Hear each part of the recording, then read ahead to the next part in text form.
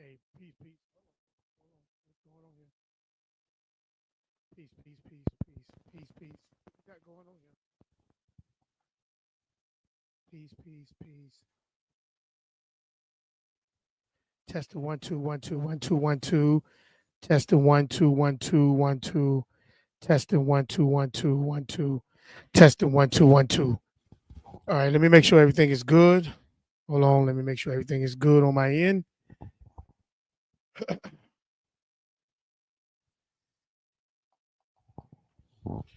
All praise to the Creator.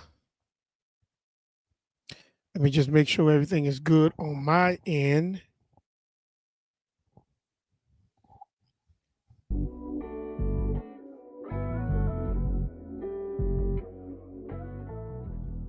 Make sure everything is good on my end. All praise to the Creator. Hey, shalom, shalom to Brother Trey, Zipporah, and Zayden. Happy Shabbat to each one of you. Make sure everything is good on my end. Do y'all hear me, Brother Trey? Put a 1 in the chat if you hear me.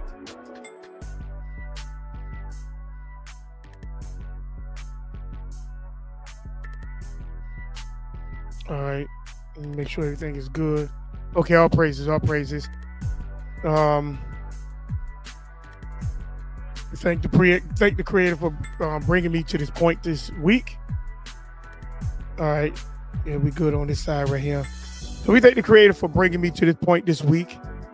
But before we get started, let's blow the shofar.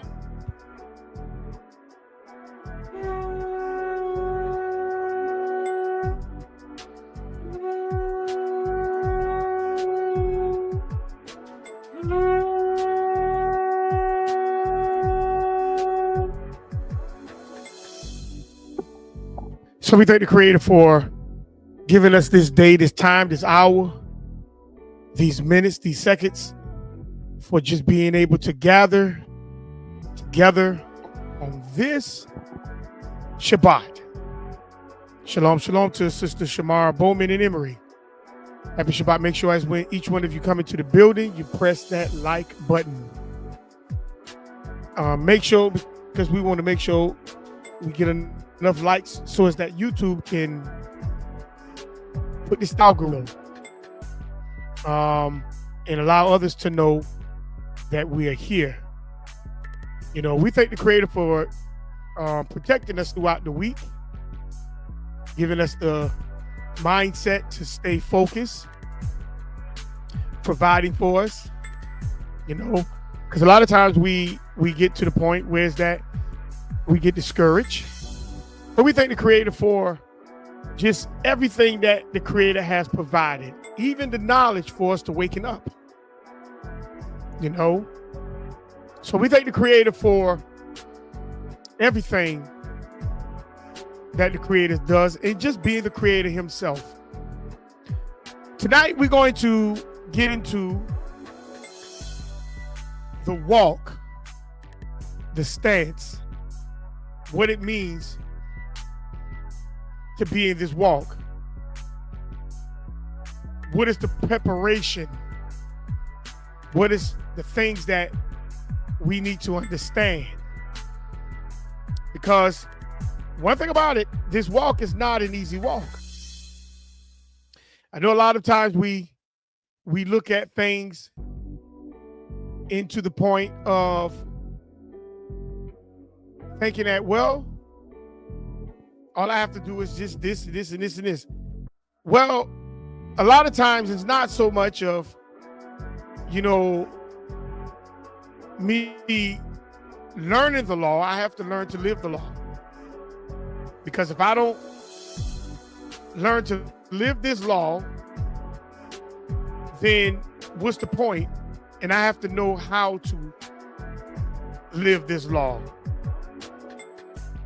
Not just why, but how. And a lot of us, we don't know how to live the law. We just say, well, it don't say this in the Bible, or it says this in the Bible. But the question is, why does it say these certain things in the Bible?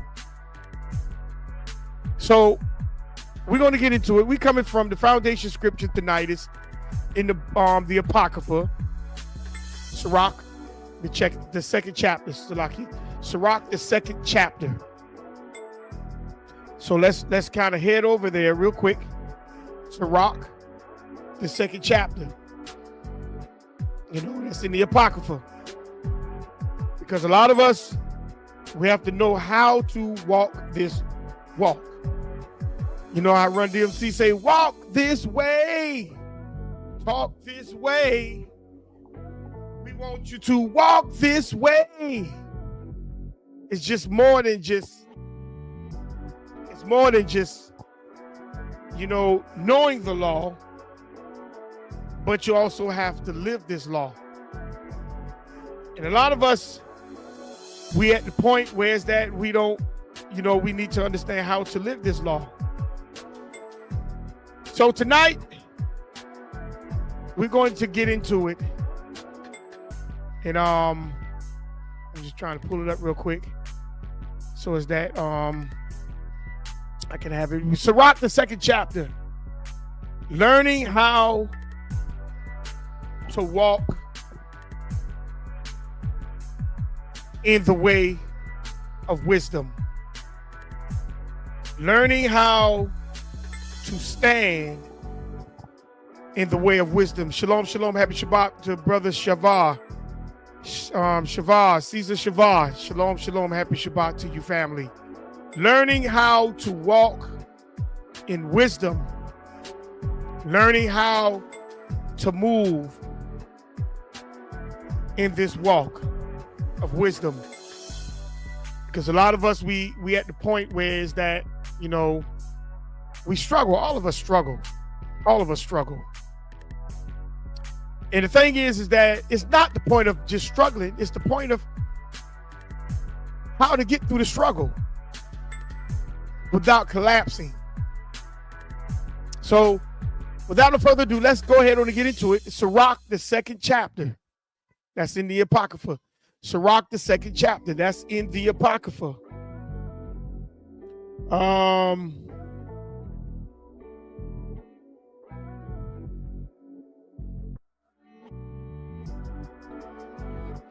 So let's get into it. Sirach, the second chapter. What is the word this thing is doing now? I said later on, not now.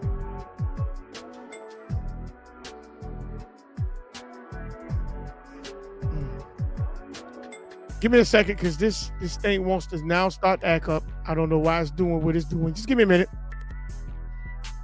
It just went totally off another screen, into another screen, onto another screen. I don't know why it's doing this, but we good, we got it. Here we go. Okay. Sirach, the second chapter, let's get into it. We're going to start at verse 1. Because a lot of us, we need to know the walk of wisdom. That's tonight's lesson. The walk in wisdom. You know, how to walk in wisdom. So Sirach, the second chapter, verse 1, it says, my son or my child, when you come to serve the Creator, prepare yourself for trials. So a lot of times we look at this verse, if you're familiar with the Apocrypha, and we think that we have to prepare for things that are going to come at us. But the question is not what comes at you. The verse is, watch this, where is the temptation is coming from that you need to prepare your soul for? Where is the temptation coming from that you will need to prepare your soul for? If anybody know, put it in the chat for me. Where's that temptation coming from that you will need to prepare your soul for? Because a lot of people prepare for everything. But where is the temptation that verse 1 is telling you to prepare for, to prepare yourself of the trials that's coming? Where are them trials coming from? Let me read it again. My child, shalom, shalom to Sister Latoya G. Happy Shabbat. When you come in, make sure you press that like and that like button and share button. Where is the temptation coming from that you need to prepare yourself or your soul? Where is it coming from? Put in the chat, somebody, if you know. Where is that temptation coming from that you have to prepare yourself for? Where?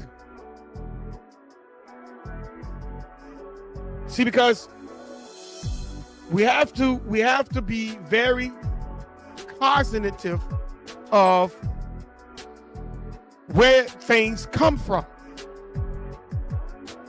The temptations that you need to prepare yourself for and prepare your soul for that's coming is coming from you. The temptations that you must prepare yourself for is the temptations that's going to be coming from you. Not the temptations that's around you, it's the temptations that's in you. That's where your trial is going to come from. Your trials is going to come from the temptations that is in you. Okay? It's going to come from you. Okay? Those temptations is coming from you, inside of you. You see? A lot of us, we look for temptations outside of ourselves. No. The temptation is coming from you. I want to keep homing in on that for a minute, because we have to be honest with ourselves. A lot of our distractions is us, our own selves. Okay? It's us. Let's go to Psalms 51, verse 5.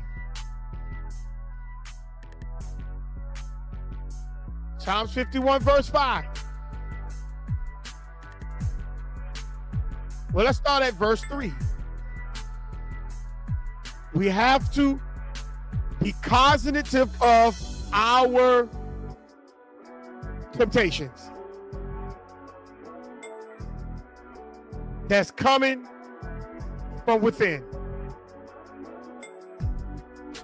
Psalms 51:3 says, "For I acknowledge my transgressions, and my sins is forever where? Before me." Why is it ever? So you telling me his sins is on the outside? No. His sins is coming from within. But they had to now start to move themselves outward so as that David can see his sins, the things that he's struggling with. See? And I think that's what a lot of us, we try to overlook. When your life produces your shortcomings in front of you, we try to run past that and ignore it. But David says, "For I acknowledge my transgressions, and my sins is ever before me." So when you talk about, you have to acknowledge you. You see how that works? You have to acknowledge you. Because you is going to ever be before you. Sister Latoya put up Isaiah 59:12, "For our transgressions are multiplied before thee, and our sins testify against us, for our transgressions are with us, And as for our iniquities, we know them. Very good scripture. Very good scripture. Because you can't escape your shortcomings. You have to acknowledge yourself. That's what David was saying. Verse 4 says what? Against me, thee only, have I sinned. See, this is getting JC out of the way. David said, I only sinned against the Creator and the Creator alone. That's what he said. You see, I had done this evil in your sight. You got to now you got to acknowledge the Creator and the Creator alone. See, no one else is going to bring judgment upon you, is going to punish you, except the Creator and the Creator himself. That's your Creator. And you have to acknowledge the things that you have done against the purpose he have will within you. Now watch what he says. Against thee and thee only have I sinned and done this evil in thy sight, that thou mightest be justified when thou speakest, and be clear when thou judgest. In other words, there ain't gonna be no excuse, family. See, a lot of us, we want these excuses. We want an excuse. Somebody got to die for my sins. Somebody shield me from my, my faults, my purposeful things. See, that's what we're looking for. But in this walk, you have to be accountable for your things, for things that you have purposefully done. And you have to be accountable to one God, to the one God. This is the walk of wisdom.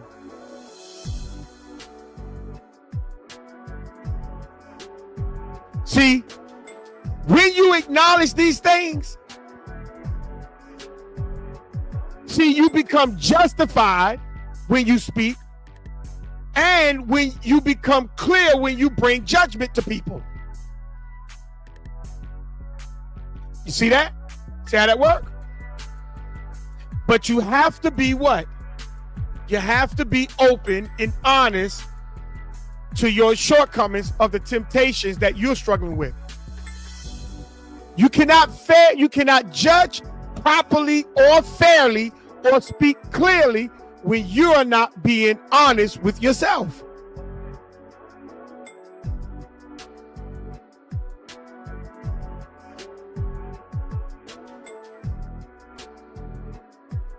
So verse 5 says what? Behold, I was shapen in iniquity, and in sin did my mother conceive me. Now we have to go backwards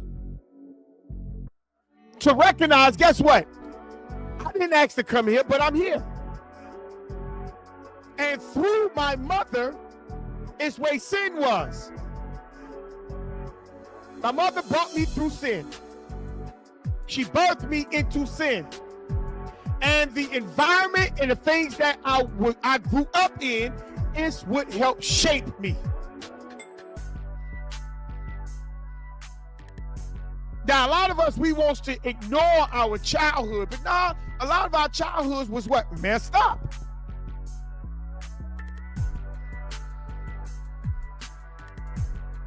And we have to lie the blame where the blame lies.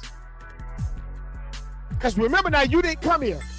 You didn't ask to come here. Your parents didn't ask to come here, but you're here.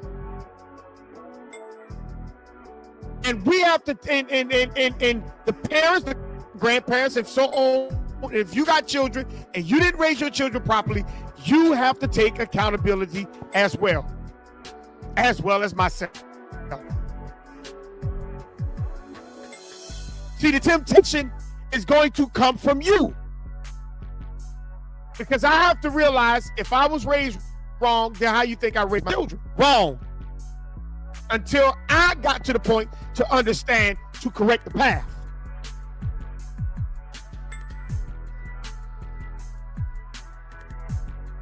And if I raised them wrong and the Creator gave me mercy and grace to correct the path, all praises to the Creator. Now I need to correct the path. But I need to acknowledge first that I was on the wrong path and I was doing things wrong. And I was doing things wrong because this is how I was raised.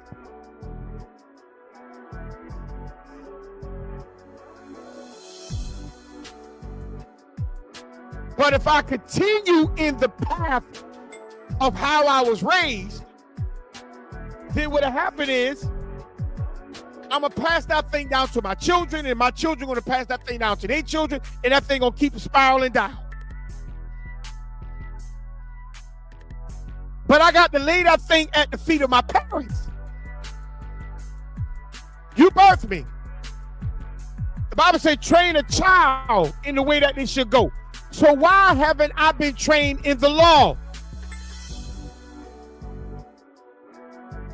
Lay that thing at the feet of the parents. And if the parents was not learned in law, then you lay that thing at the grandparents' feet. See, it's one thing of acknowledging our ancestors, but it's another thing of acknowledging the things that they did not do, especially if they knew and chose not to do it.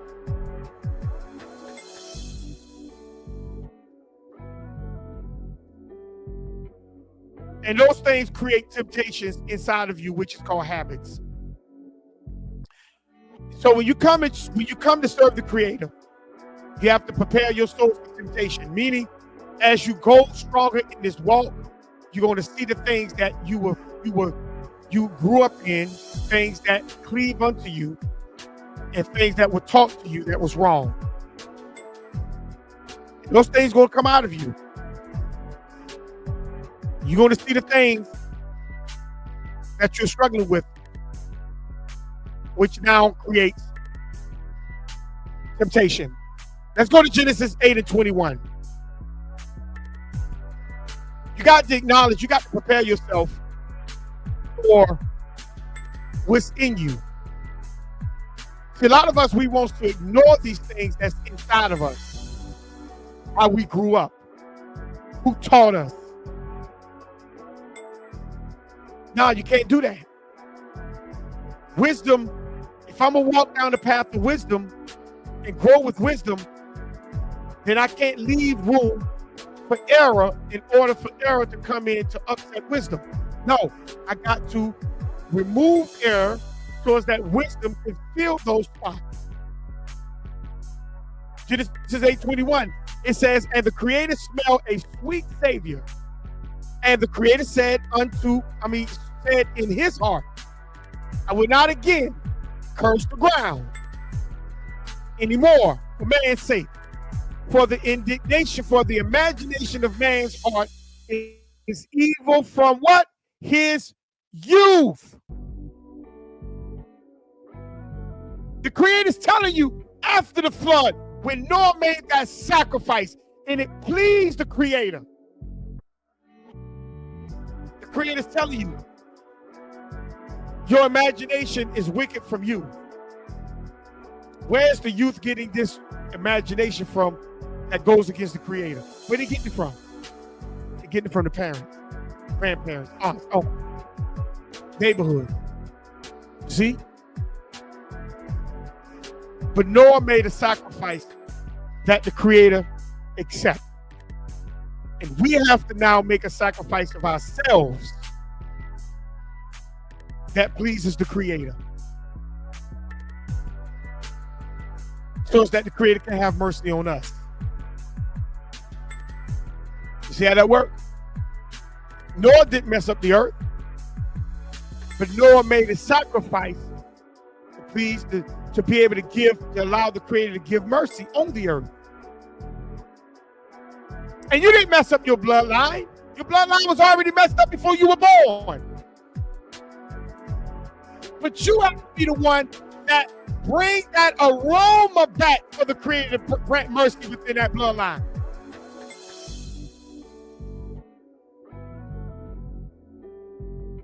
You see how that work?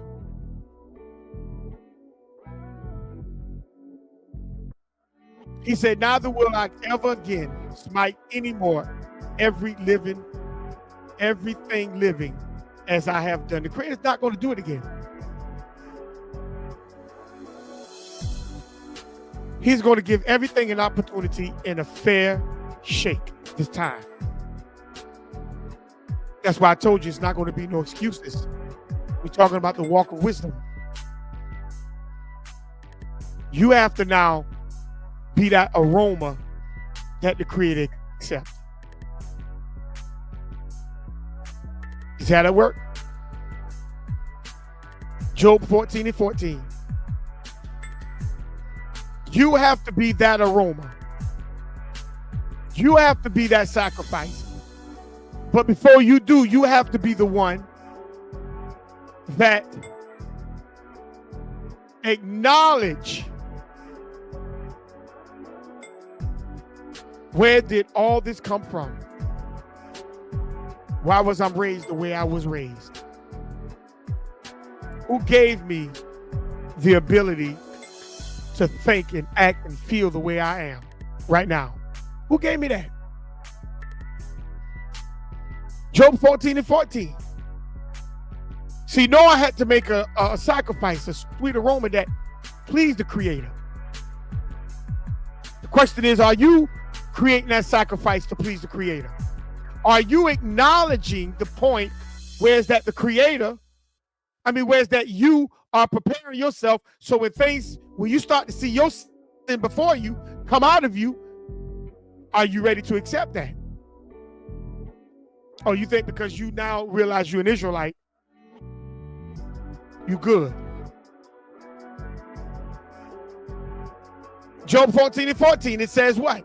If a man die, shall he live again?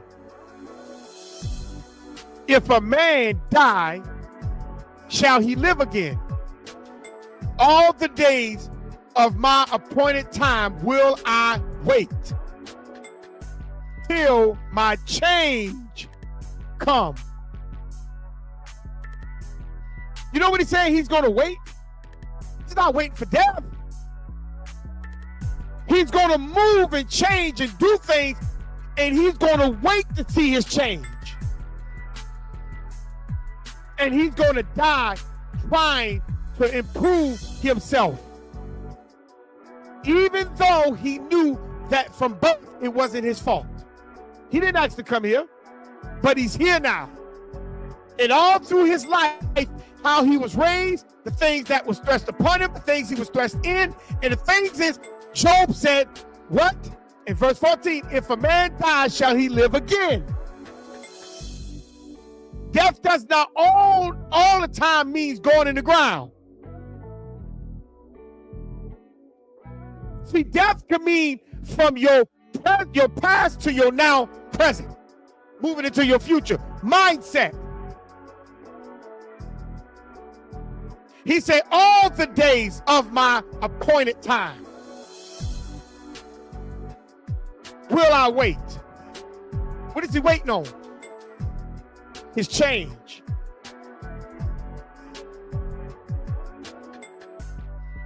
But in the process of him waiting, he's making things happen within himself.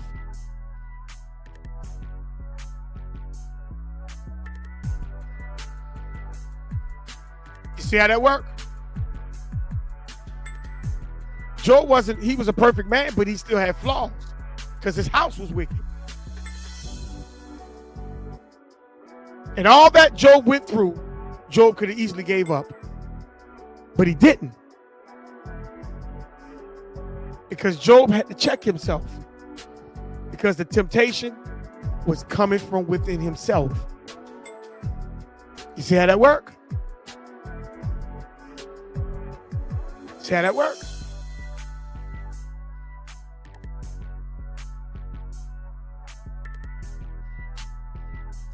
Let's go to Isaiah 48:8. So you can't move. You got to want change. You have to seek change. You have to realize change. You have to understand change. You see how that works? Because if you're sitting there in the same spot, change will never come. You got to make things happen for change. You have to make things happen in order for change to take place. Isaiah 48:8. You got to take accountability. The temptation is coming from you. It's not coming from around you. You're attracting those things from around you into your presence, into your circle, because of what's inside of you. See, everything don't come to your circle. It's what you attract. That's why you have to prepare yourself as you grow in this walk. The wickedness or the habits or whatever is going to drip out of you and attract those things outside of you to you.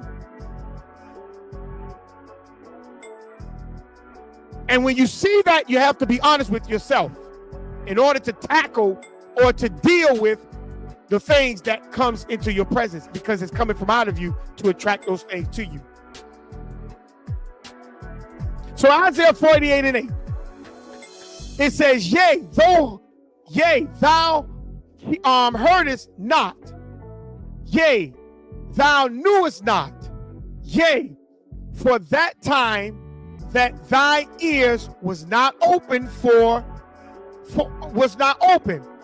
I knew that thou wouldest deal very treacherously, and was called a transgressor from the womb. You see, when you did not hear and you did not know, and from the time your ears was not open, for I knew that thou wouldst deal very treacherously, and was called a transgressor from the womb.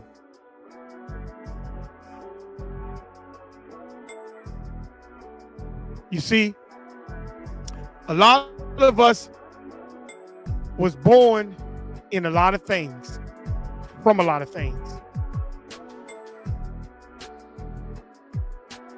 You were even dealing with things in the womb of your mother.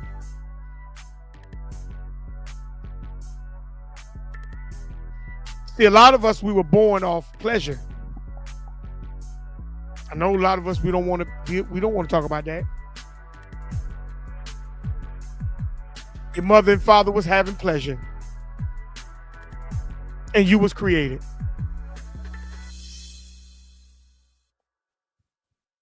You see, a lot of us, we weren't planned. We just was conceived.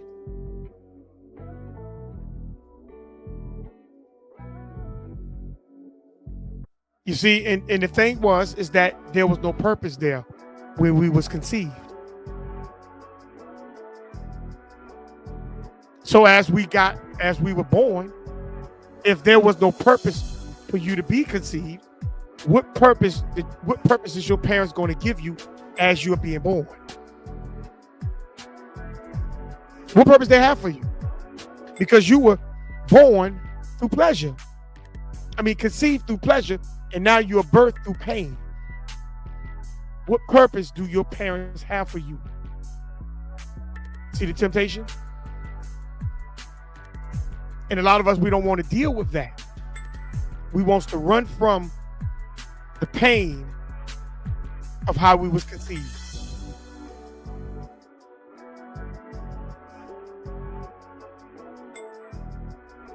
This is walking through wisdom. I have to realize as I grew, I already was in temptation. Things were already attacking me when I was young. As I got up older, things was attacking me. And guess what? A lot of us didn't even know how to deal with a lot of stuff that was attacking us. Our parents had us in a lot of things that were sin. We were committing sin when we were young and didn't even know no better. But those things gravitated to us, became a part of us.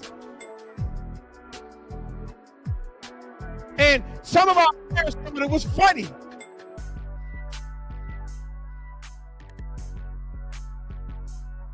You can go on the internet and TikTok and all that and see how some of the parents are treating their children. And they think it's funny.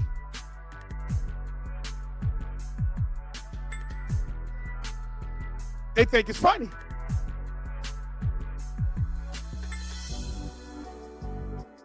A lot of us, we were struggling in the womb because the parent was in sin while you were in the womb. And that's why David said he was conceived in sin. Because the parent, before the child was born, was in sin. And when the child was born, the parent was still in sin, which created habits for you. Proverbs 22:15.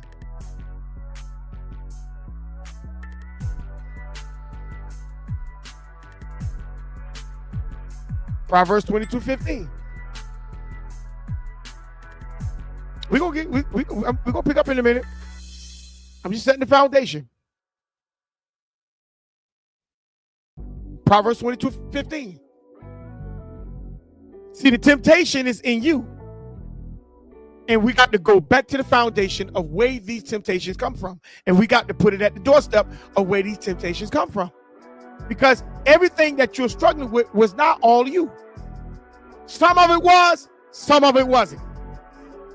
And we have to be honest with ourselves in order for us to correct the things that we're struggling with.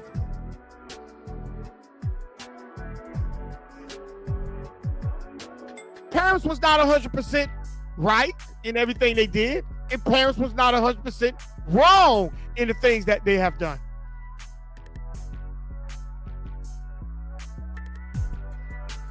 But when you know law, you have to be able to correct your parents in the things they've done wrong. Not harsh. Sometimes it might be harsh sometimes, but you have to know how to correct them. Proverbs 22:15. Foolishness is bound in the heart of a what? Child. Why is foolishness bound in the heart of a child? Because a child don't know no better. And a child is gullible at everything they do. They don't know no better. That's why the parent is supposed to train the child.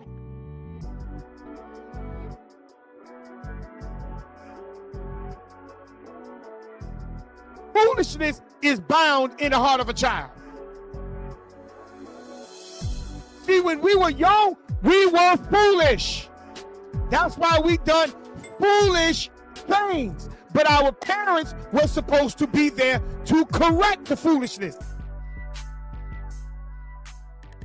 And sometimes you were corrected and sometimes you wasn't. And the foolishness, if it was not corrected, became a habit. Let's talk about that.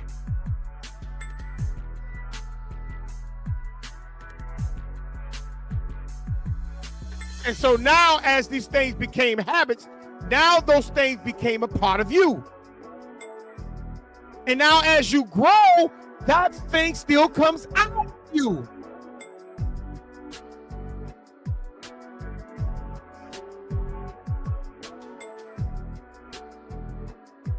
Prepare yourself for temptation. Where's the temptation coming from? You.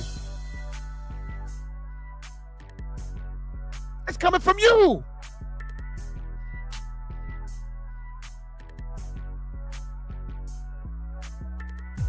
See how that works? Foolishness is bound in the heart of a child, but the rod of correction shall drive it far from him. See, the parent supposed to drive that foolishness away, because if the parent don't, that foolishness now become a part of that child. It becomes a habit in that child, that habit begins to drive that child into adulthood. And now everybody want to tell that adult, man, that's stupid, man. That's childish, but you don't know that child, that adult, that group with that adult as a child.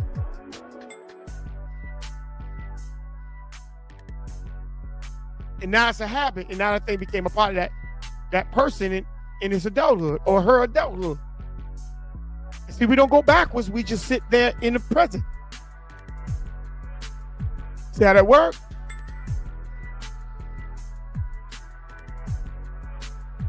That thing was supposed to have been driven away from you. The rod is not just a belt, but it's the law. You're supposed to give your child the law as well. You see? Teach them the law to help drive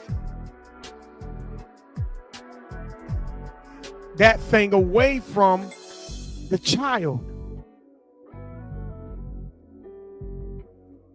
Because you don't want that child to have more habits than what it's going to develop of itself.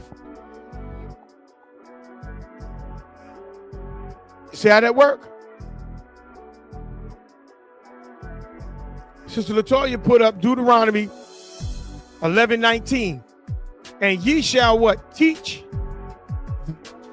them your children, speaking of them when thou sittest in the house, and when thou walkest by the way, when thou liest down, and when thou rise up.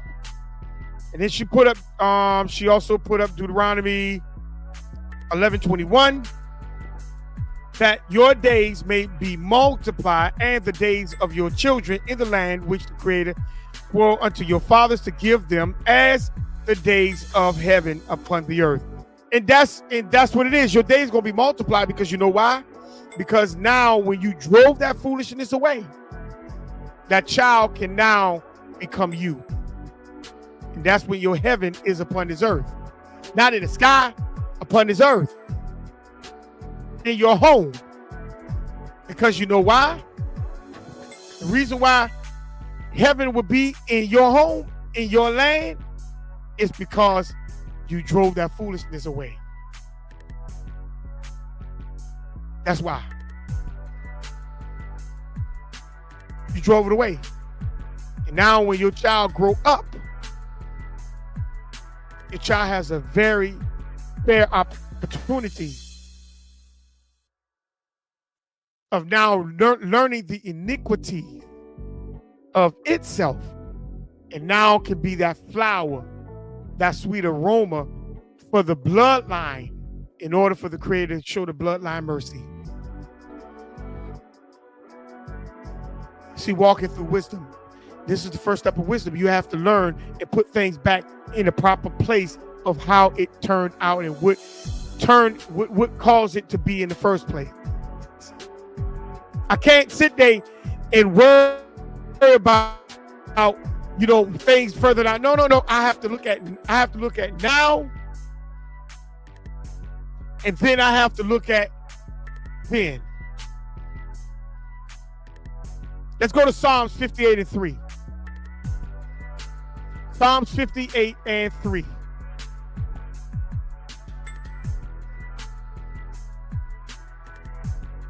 I have to learn to put everything in a proper place,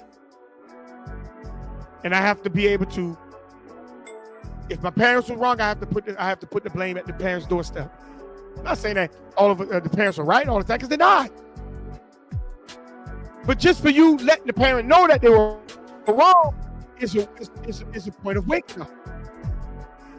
That's wisdom, because you're not ignoring where the iniquity came from. You're not ignoring that.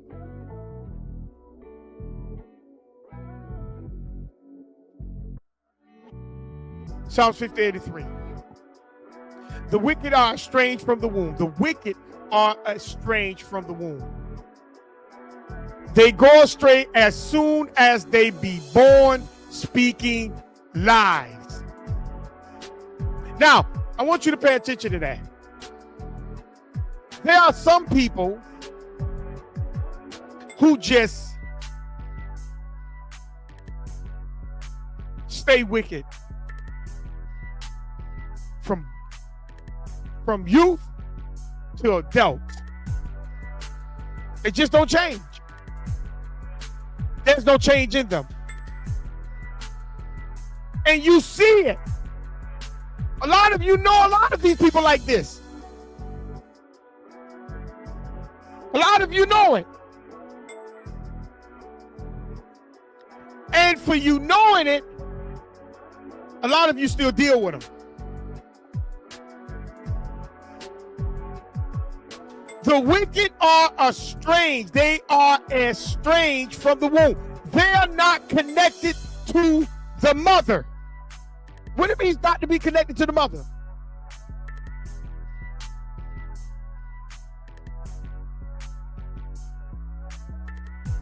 Meaning that the mother does not control them.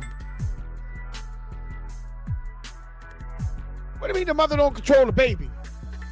The mother, meaning that baby does what they do, and the mother just sit back and laugh.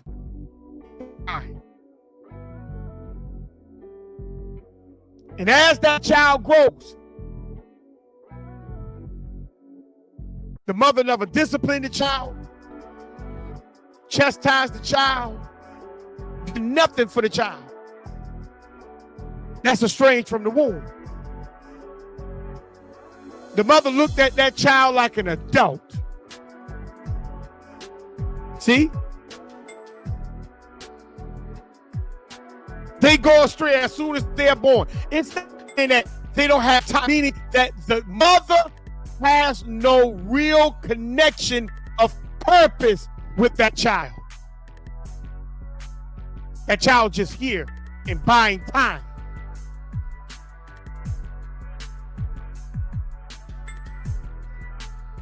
You see? Just buying time. No connection to nothing.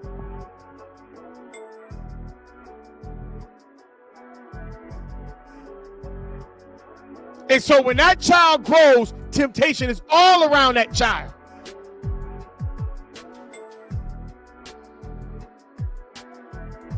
And when it says speaking lies, it's not saying that. Sometimes we say, oh, see, but it's just speak, they can't help but speak lies. No. It's not that they can't help it. It becomes a habit to them. It's not saying that they literally always speak lies, meaning that they don't follow the truth. Because following the truth was never in them from jump. That's what speaking lies mean. They're not following truth.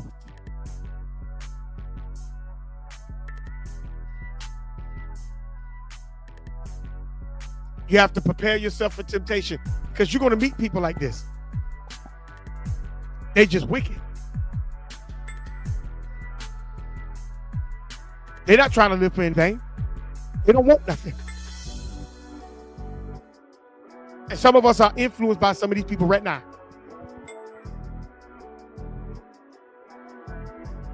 This is what we have to remember. This is the walk of wisdom. You see? Is that at work? You have to be that flower. You have to prepare yourself for trials. Those trials are going to come from you because you develop. Those things develop from you from birth. From birth. You see? From birth.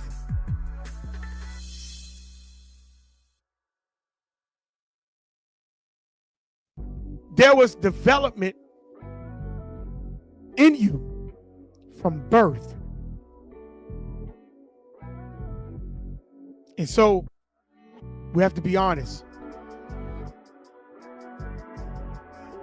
And as we walk in wisdom, we have to hold the people accountable.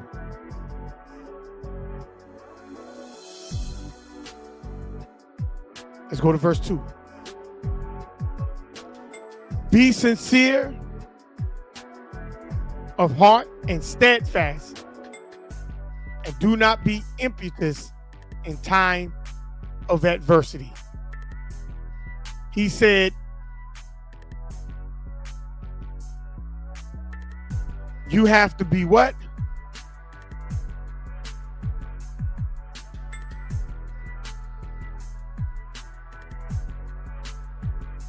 Set your heart aright.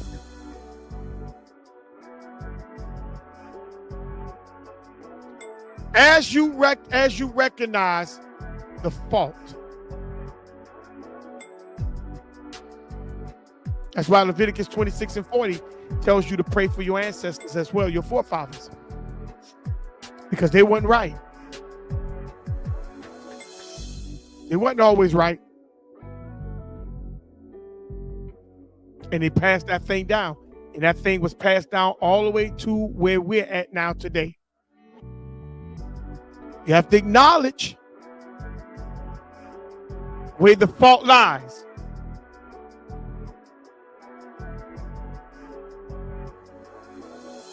And once when you do that and you become that aroma that the Creator accepts,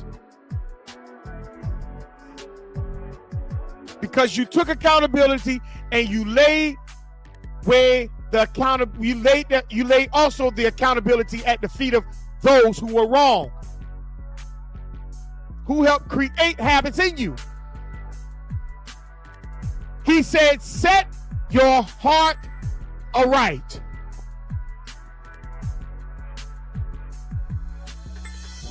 Set it aright. Because once when I realized that, okay, I didn't ask to come here, but I'm here now. And my parents trained me this way. At times they thought it was cute. They didn't teach me no law. I'm learning the law now. So now when I learned the law, and I'm learning the law, I'm understanding the law, I have to go backwards now and recognize these habits, these temptations that's inside of me came from this.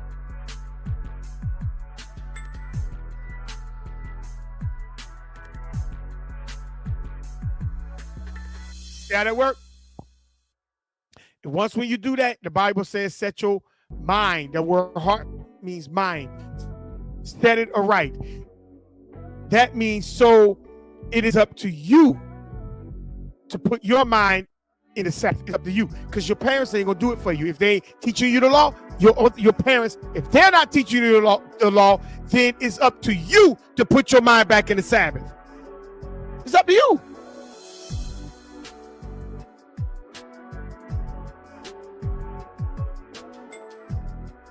It's up to you to put your mind back in the Sabbath.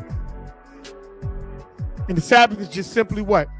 Moving according to the purpose that the Creator has purposed you to move in. That's what creates your peace. But when you flow outside of that purpose, you're not in the Sabbath no more.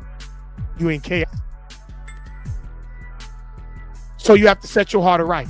You have to put your mind back to the Sabbath. You have to be the one that go to the Sabbath.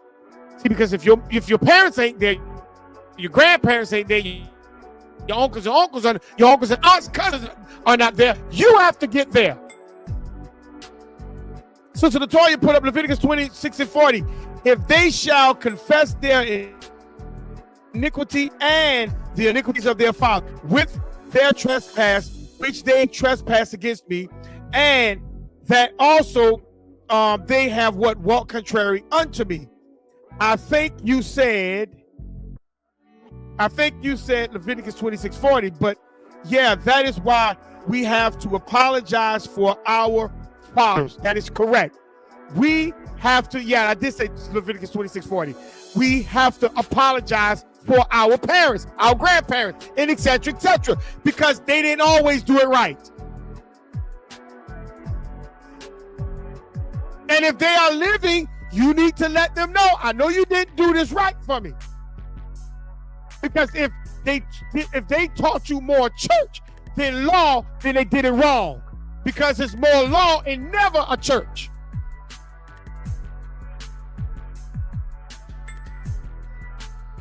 You see how that works? You have to set your heart right, your mind. It's up to you to put your mind into the Sabbath. Because they're not going to do it for you. They're not going to do it for you. You have to be the one that do it.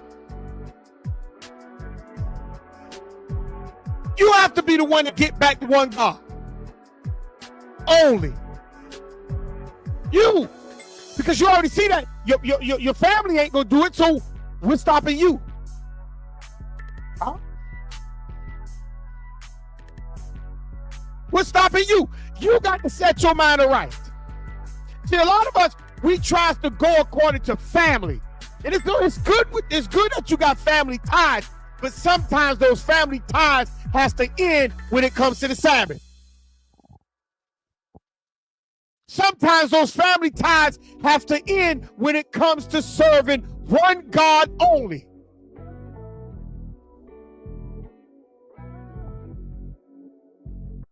And you got to learn to be able to recognize it wasn't done right from the beginning, but I'm here now and I'm here to set the thing straight. That's what you got to get in your mind. That's why the Bible says, set your heart aright. That's in verse 2. Ecclesiastes or Sirach 2:2. That's the beginning. Set your heart aright. Once when you realize the problem, you got to go and put that problem back at that doorstep and begin to be that sacrifice for the Creator. And set your mind aright for the Sabbath. That's what you have to do. This is the walk for wisdom. You see how that go? Set your heart aright. Set your mind back in place. See, a lot of us, we try to stay on our parents. There's nothing wrong with that. But your parents did it wrong. They didn't teach you law. So why are you hopping on your parents? You got to let them go. You still honor them, but let them go.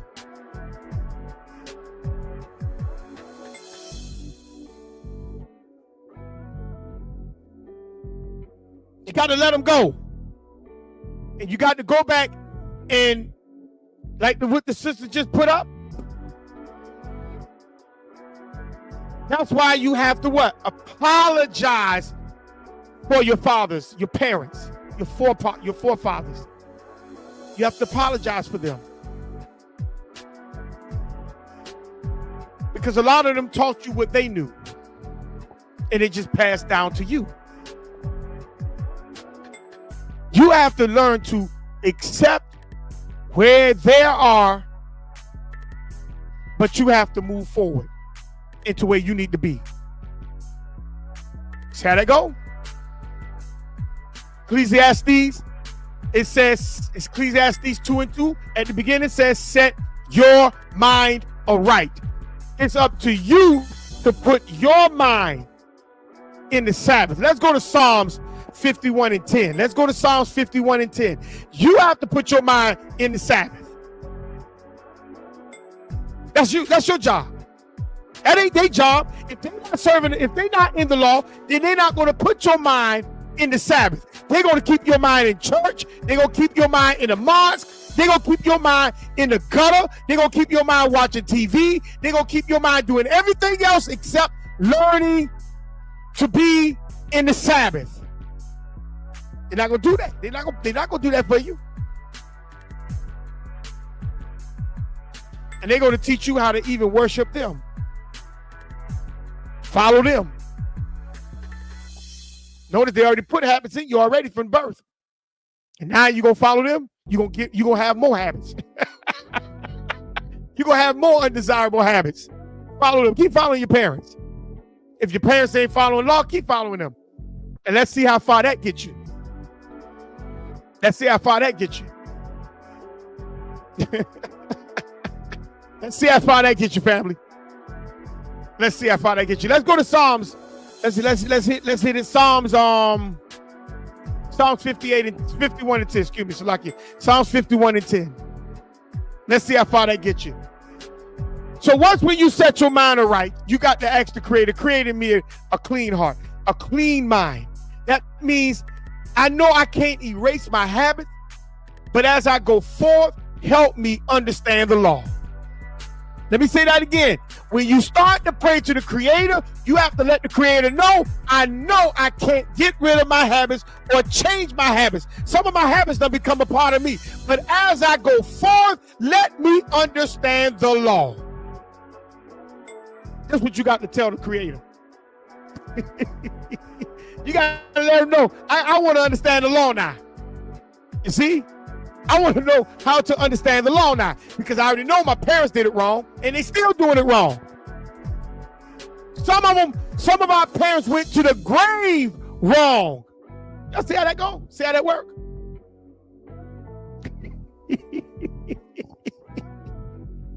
And we follow right behind them.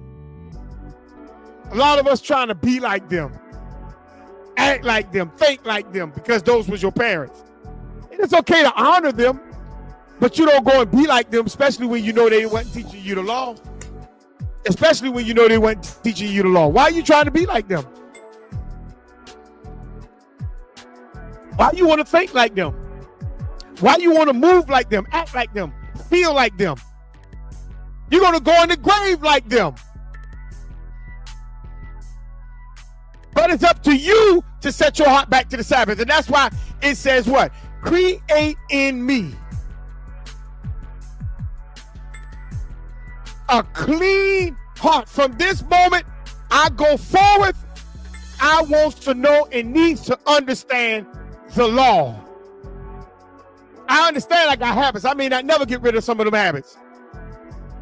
But as I learn the law, I can control those habits. You see how that works?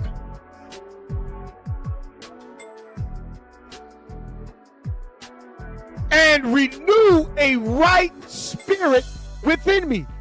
How do you get another spirit? Another spirit ain't nothing but another way of talking. You see, I used to talk reckless. I used to talk crazy. I used to talk with no purpose. But now when I speak, because I have a new mind, I have a new way of looking at life, my speech has to become different.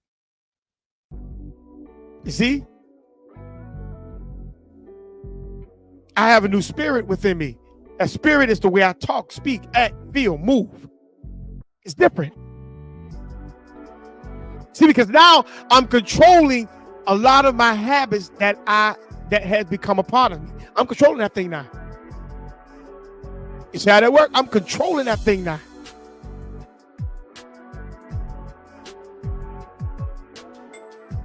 See, it's up to me to get to the Sabbath.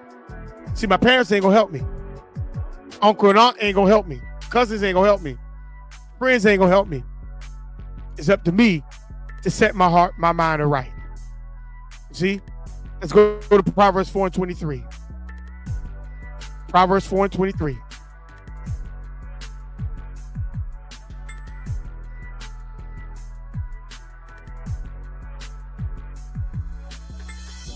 Proverbs 4 and 23.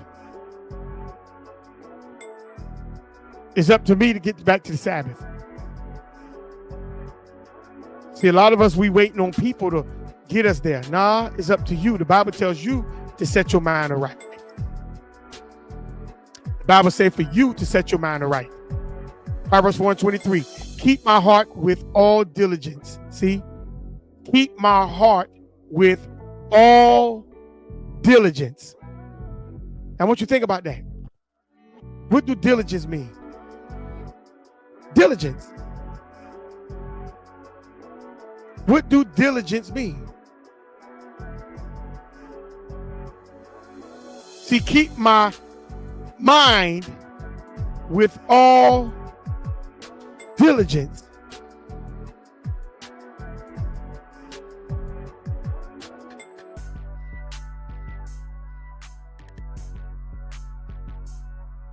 See, keep my mind with all diligence. And that word diligence simply means steady, earnest, energetic, with efforts.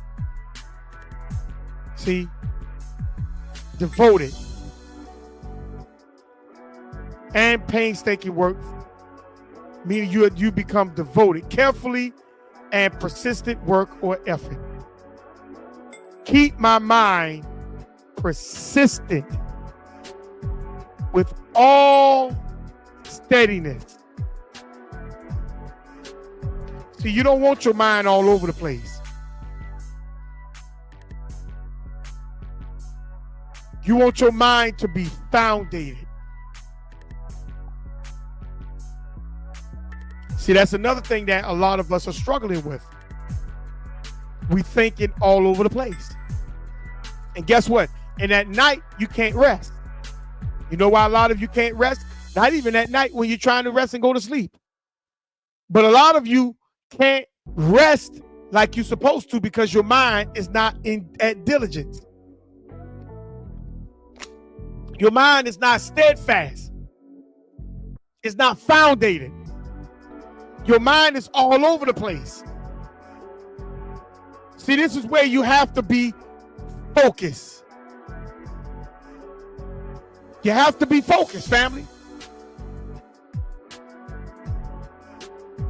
Trey Havisham said, our parents are supposed to what? Teach us to be better than them. Well, no, not better than them. They're supposed to teach you the law in order to take over. And you pick up where they left off. Where they ended, you pick up and keep it going and expand what they done. So if your parents, let me give you an example. If your parents was working, knowing how to fix washing machines, so they went to house to fix a washing machine, you should pick up the business and expand it and become a big business, bigger than just going to a house. You should now add on trucks to go out and fix washing machines and dryers and do electrical work. You should now add on. You see what I'm saying? And then when your kids get it, they should expand to go to another city other than the city you are in. That's what carrying on, and that's what expanding the work that they started.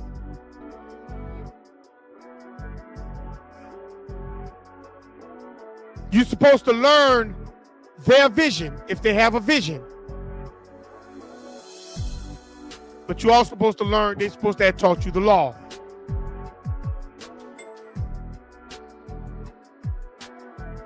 Keep my mind with all steadfastness, focus, effort, with effort. Because out of it are the issues of life. It's the issues of life. Your feelings is going to hit the way you think, and it's going to come from your mouth. What affected you from birth in your youth is going to come out in your adulthood if you don't have no control of it. That's why your mind has to stay founded. It has to be focused. Because if it's not focused and if it's not founded, everything is going to come from it. Trey said, and we're supposed to teach our kids to be better than us.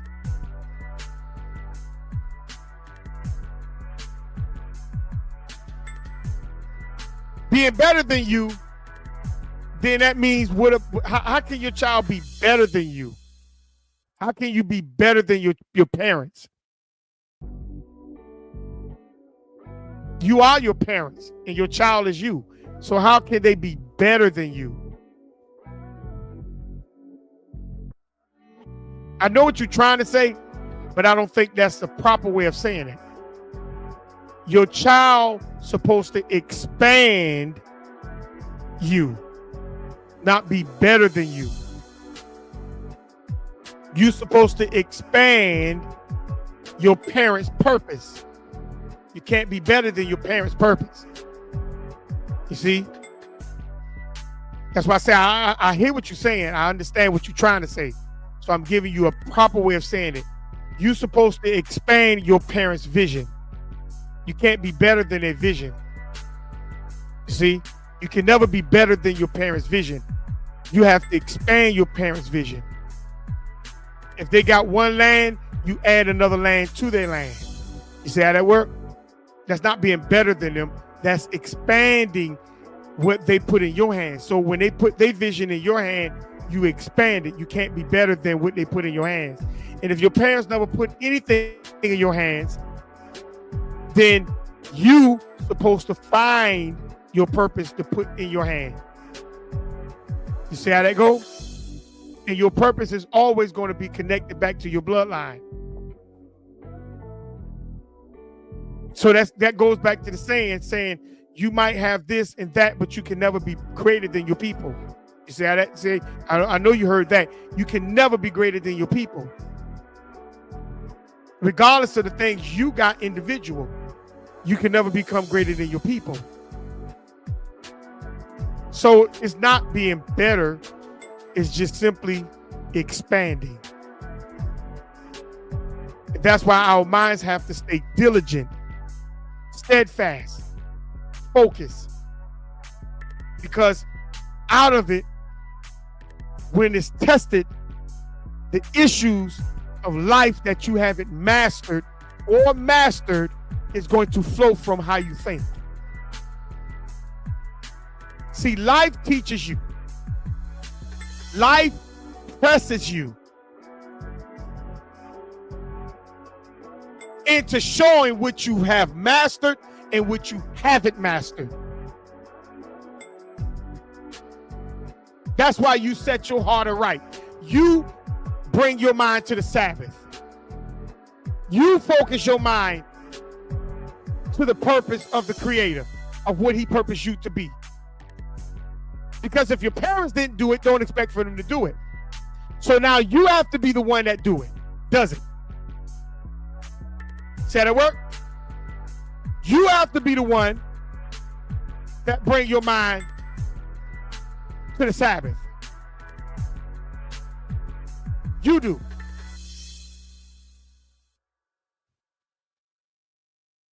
Let's go to Proverbs 3 and 5. You have to keep your mind, bring your mind to the Sabbath. Because your family ain't gonna do it. Your family ain't gonna do it. Your friends not gonna do it. So you have to be the one that does it. Proverbs 3 and 5, trust in the Creator with all your mind. Everything you think supposed to be trust in the Creator.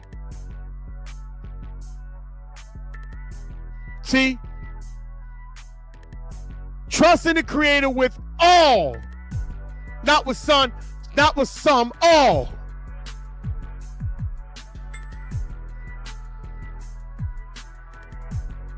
All. With all the way you think. Everything you think, you have to trust the Creator. Even if your thinking is in doubt, you have to trust the Creator. This is what's going to bring you back to the Sabbath. You have to trust the Creator. Not when it's good, but he say, when you think it's bad, trust the Creator.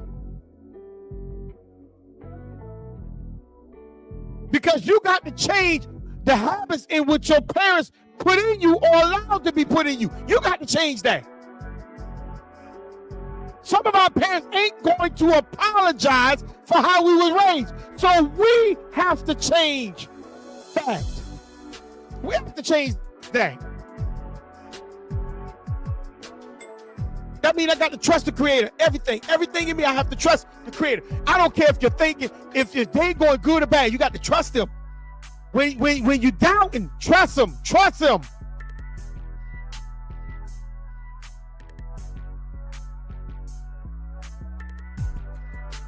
Proverbs 3 and 5. Brother Chavez say Proverbs 3 and 5 really debunks that mustard seed belief. Yeah, it does. Yes, it does. You got to trust the Creator with all your thinking. And lean not to the way you think or the way you understand. That don't fly. Because the old saying say, what you think gonna happen may not ever happen. So don't focus on that. Focus on the Creator. Focus on getting back to the Sabbath. That's what you focus on. Focus on understanding the habits that you got to prepare your soul for. That when it shows, you got to know where it comes from, to put it back at the doorstep and begin to what? Control that thing. You got to control them habits in you. That'll work. And you got to prepare yourself to be that sweet aroma for the Creator.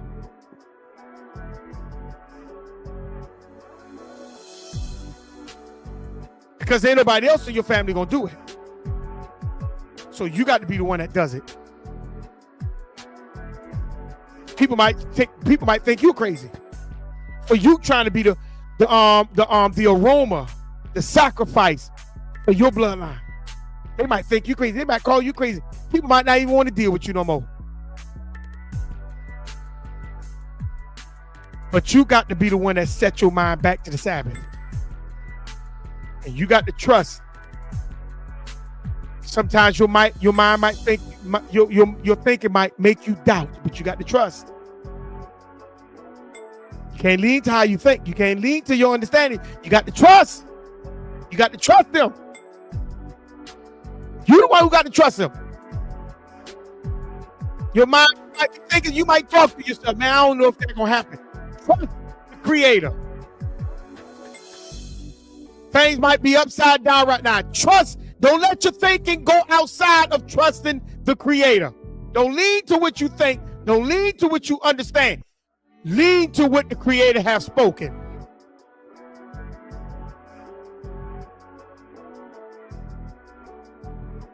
It don't matter what it look like. Trust Him with all.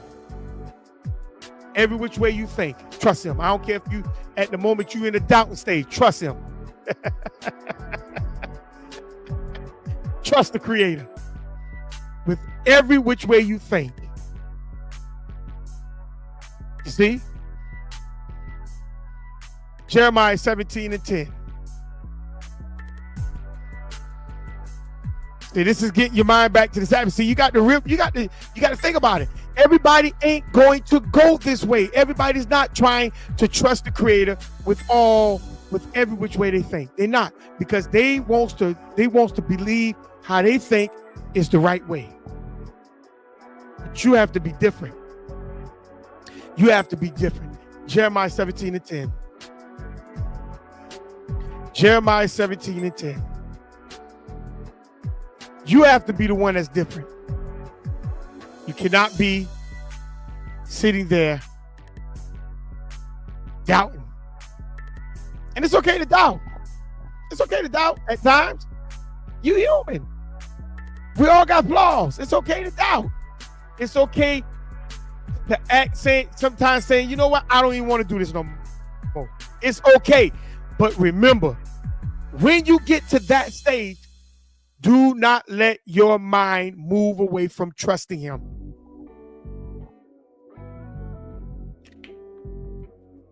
Do not let your mind move away from trusting Him. Do not. Jeremiah 17 and 10, it says what? I, the Creator, search the what? The mind. He search your mind. He look at your intent. See, a lot of times we think, well, I did this. No. It's not so much of what you did. It's the intent of why you did it. I'm gonna let that sit for a minute.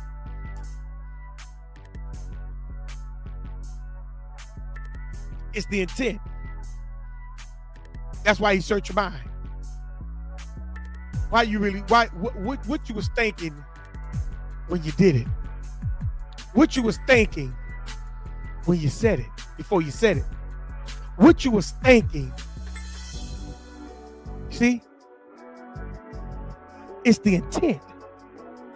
He searched your thinking, your thoughts. That's what he do. See, because you could be in something but really don't want to be there. You could be doing something but really don't want to do it. He looked at your intentions. That's why he searched your thoughts. See, because you could tell people anything, family. You could say anything from your mouth, but it's the thinking, your thoughts is what the Creator look at.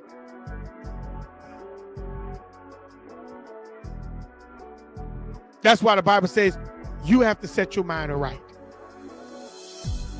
Ain't nobody gonna do it for you but you. You got to be the one that focus on getting back to the Sabbath. It don't matter if your mama ain't getting there, your daddy ain't getting there, your uncle, your grandma, your grandpa, your friends, your cousins. If they ain't trying to do it, you better be the one that's trying to do it. The Creator searched the heart. He searched the mind. See, that's why it says in all, trust the Creator. Oh, trust him. The way you think, you better trust him. Every which way you think, you better trust him. You better trust him. Because he's searching you. He's searching the intent of why you did that, or why you said that, or why you felt that. It's the intent.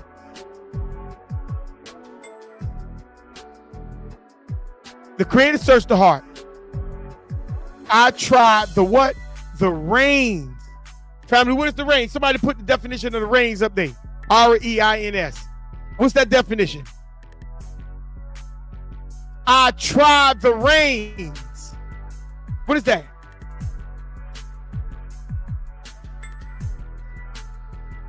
What is the reins, family?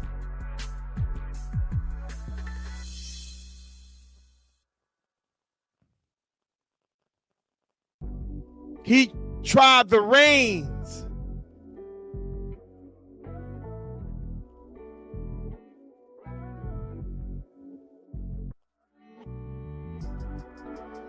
That's the emotions, thoughts, the inner thoughts, the emotions, and the moral character of a person. He tries them. Meaning, a lot of you will be put in situations to see exactly what you really gonna stand, what you really gonna say, and how you really gonna feel. Life gonna put you through that test. Because a lot of us can say a lot of things, but a lot of times we really don't mean it. A lot of us can do a lot of things, but a lot of times we really don't want to be there. So he's going to try you. Not him per se, but life itself going to try you. And that's why it says, I try the reins, even to give every man according to what? His ways. So if you're really not trying to get back to the Sabbath, he's going to give every man according to his ways. He's going to allow you to have what you're supposed to have according to the way you're trying to walk.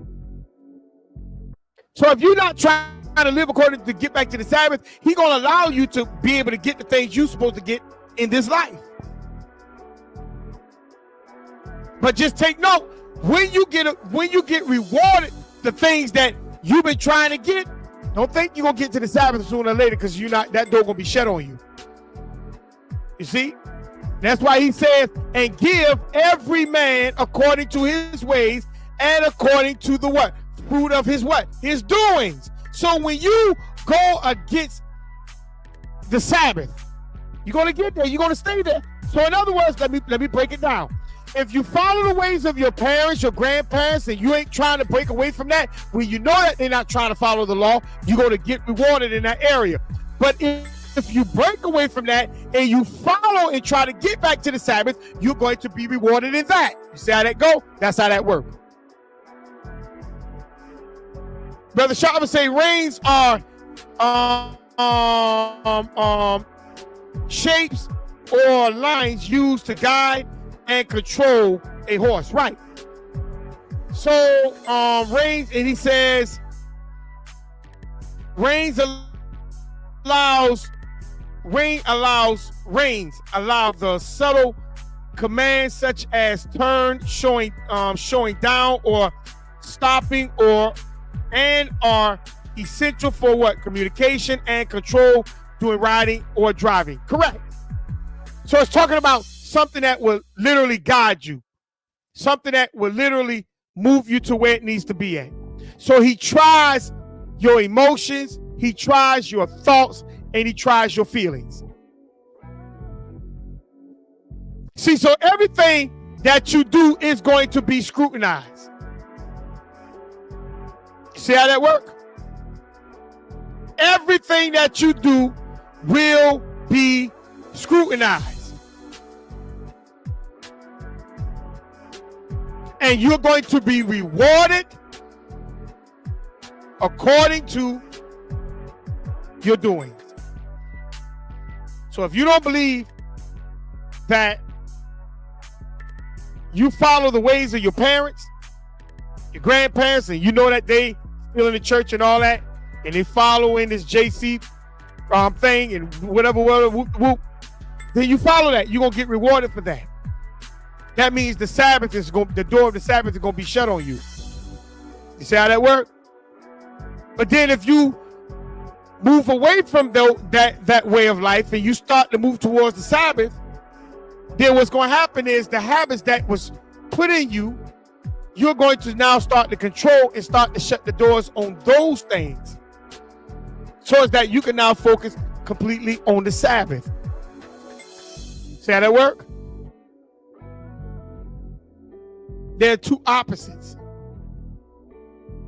But you cannot think that you can put the two together, because you can't.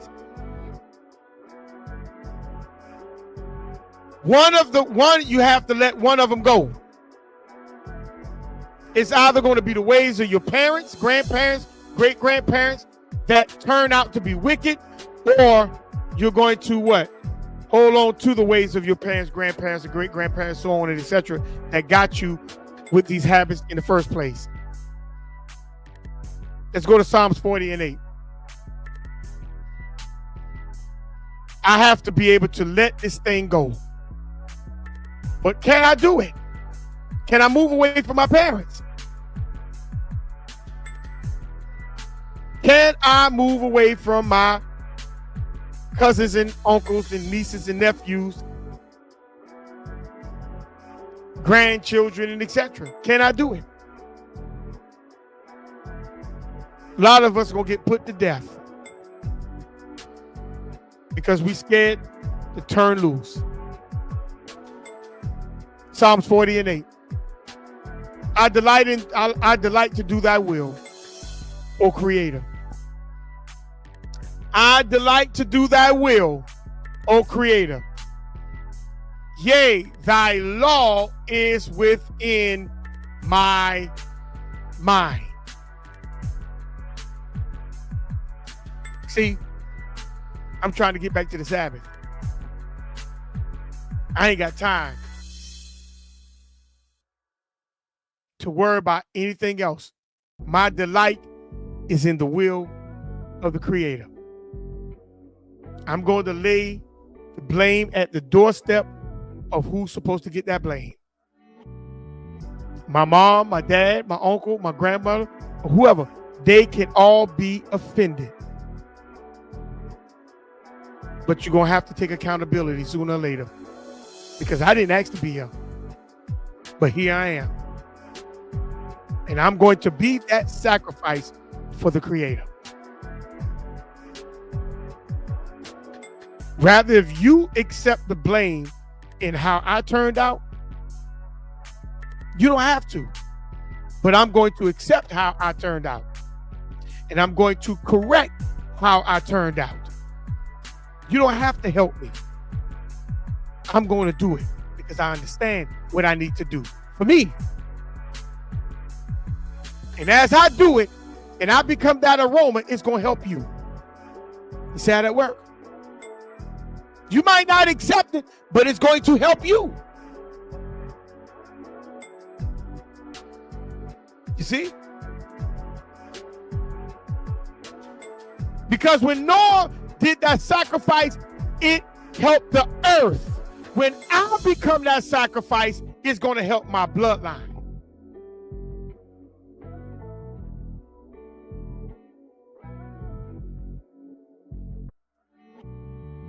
And I'm going to learn to trust the Creator from this point going forward. Regardless if I doubt or I have faith, I'm going to trust the Creator with every thought that I have. I'm going to trust Him. And I'm going to learn to not lean to my understanding that causes me to doubt. See how that works?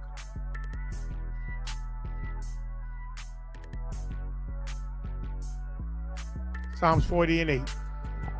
I delight to do thy will, O God. Yea, the law is within my mind.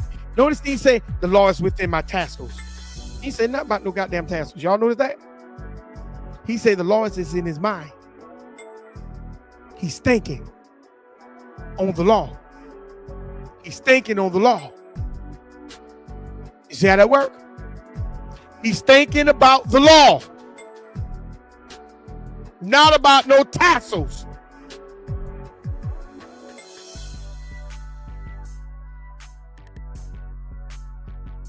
If you want to wear tassels, you'll think. But he thought about the law.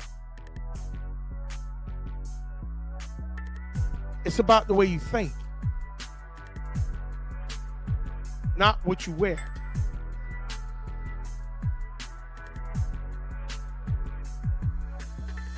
Proverbs 21:2. Because I have to get back to the Sabbath. And the only way I can get back to the Sabbath, family, I have to be that aroma so that the Creator can use me.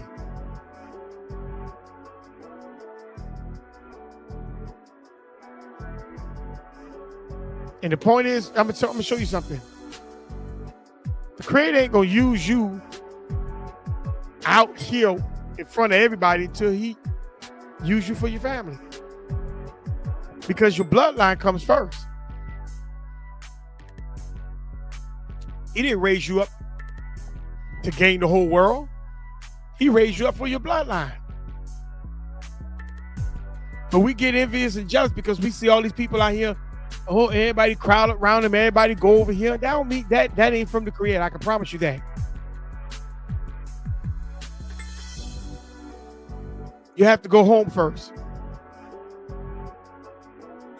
Old Torah is about the bloodline, not about everybody gathering around following this one person. No, it was about the bloodline, the house, the home.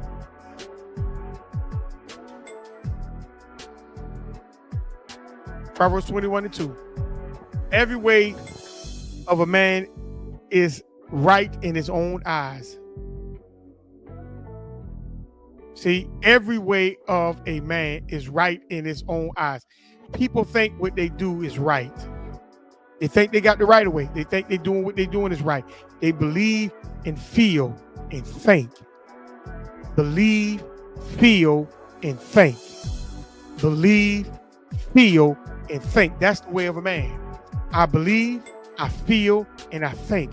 And that job messes you up every single time. That's why you think you're right in your own way of understanding. That's what the word eyes mean, understanding. Every way of a man is right in his own understanding.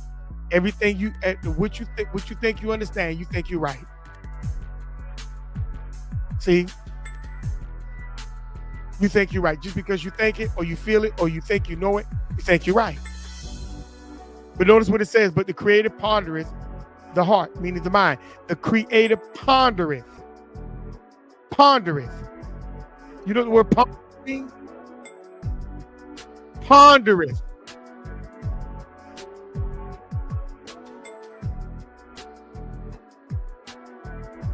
Pondereth. Right, put that up. Ponder. What the word ponder means? Think about something carefully, especially before making a decision or reaching a conclusion. The Creator react slow.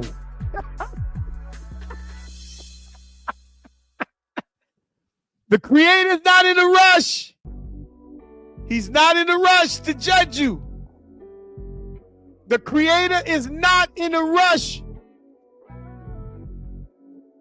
to put you in a bind or to destroy you. He pondereth the mind. He looks at your intentions. He evaluates that thing carefully and slowly.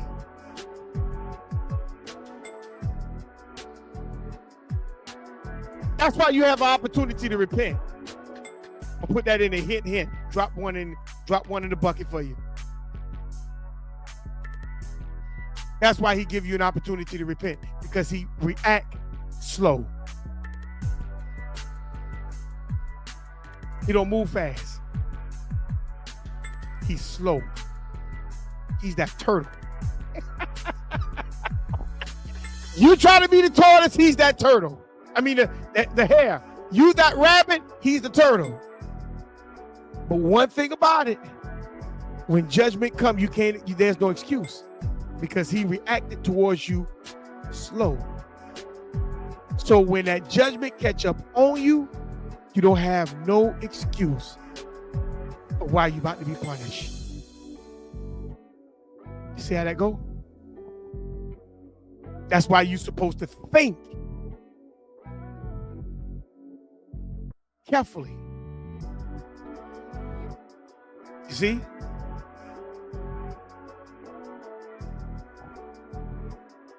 That's why you set your mind to right. Because you think carefully before you do. Because when that thing catch up on you, ain't nothing you can say. That's why we're supposed to be striving back towards the Sabbath, to get back in line of Torah. We don't supposed to stay out of line, because you could be outside of Torah now and that thing catch you, and nothing you can say. He pondereth the way you think. He thoroughly, carefully, with intent, slowly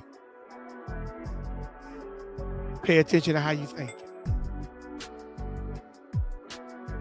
Pondereth the mind, your thoughts.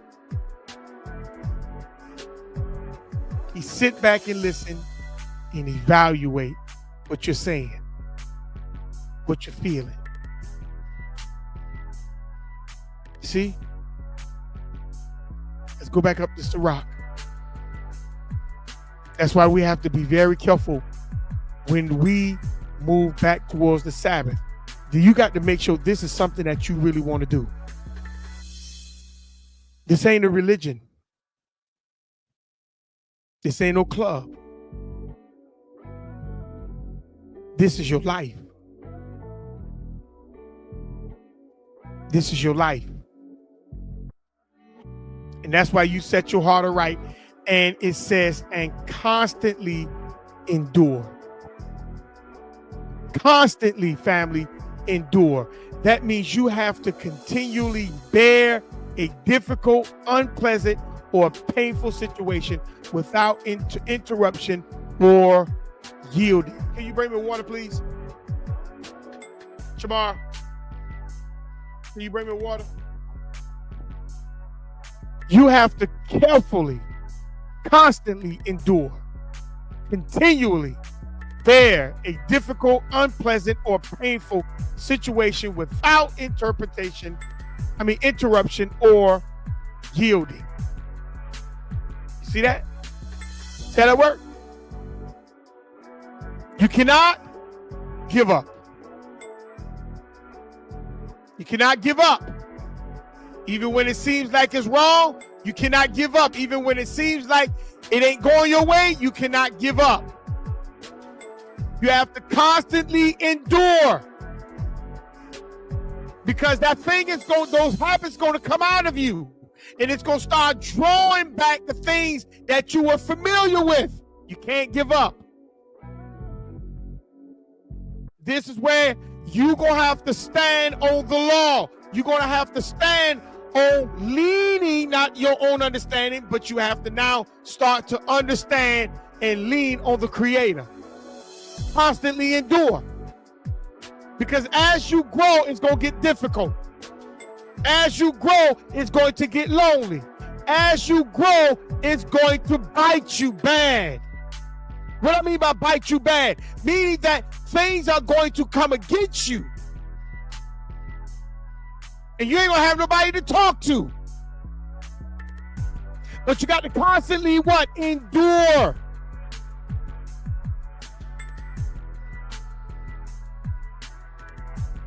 It may not be pleasant for you, but you got to constantly endure.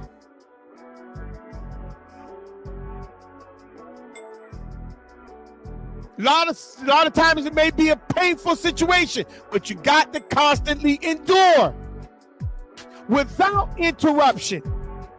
Meaning you cannot, there gonna be times you ain't gonna have nobody to talk to. You just got to go through and endure.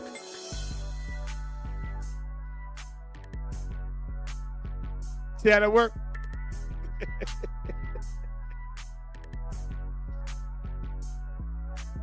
Because it's not about everybody, it's about you. You chose to live for the Sabbath. You chose to lay everything at your parents' feet. You did. You chose to be that aroma that the Creator used and smell and say, okay, I'm going to bless your bloodline through you. You chose that. See how that work? You chose that. So you got to constantly endure. Isaiah 41:10. Isaiah 41:10. You have to be the one that constantly endure. You chose to be different. See, you did. Creator didn't tell you to be different. You chose to be different.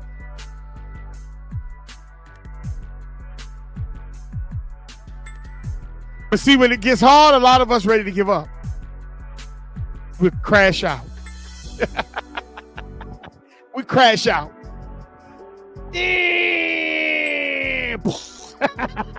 We crash out. We crash out, family.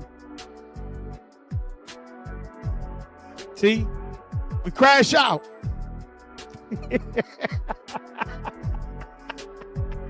We're not ready to endure. And them habits just show back up and just beat us over the head. And now we crashing out and now we dealing with the habits again. See how that work?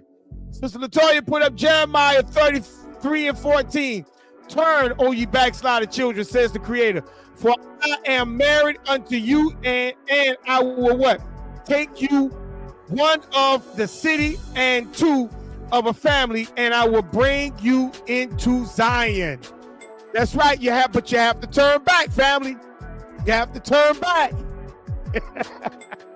You have to turn back. You can't crash out. That means in order to get to Zion, you got to constantly endure, family. You can't crash out. You can't crash out. You can't lean to your own understanding. You got to be that aroma that the Creator is pleased with, when he smells. You got to be that aroma. See how that go? But a lot of us, we crash out when it gets hard. And it's nothing wrong with that. Because at times, we lean to our own understanding too. And I does that at times. Because we human. We go through, and sometimes it gets difficult. But then we'll bounce back. We'll bounce back.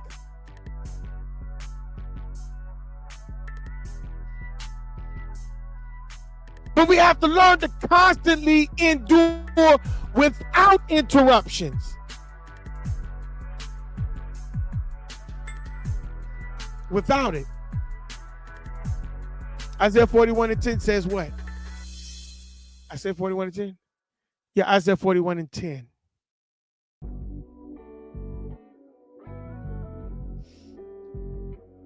Fear not. Fear thou not. Fear thou not. You see? For I am what? With thee. See, a lot of times we go through and we look at the situation and it brings fear. But this is not leaning to your own understanding. You have to trust him in all the way you think. And so he's telling you to fear not, for I am what? With you. You have to realize that if you trying to strive back to the Sabbath, the Creator is there with you. He's not with those who is not striving back. He's not with those who's not willing to put the blood at the doorstep of who created some of these habits in you. He's not with those who's not trying to be that aroma for that bloodline. He's not with you.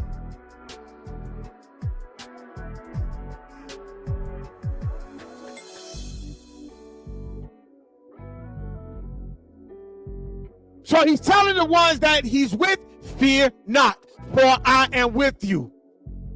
Be not what? Dismayed.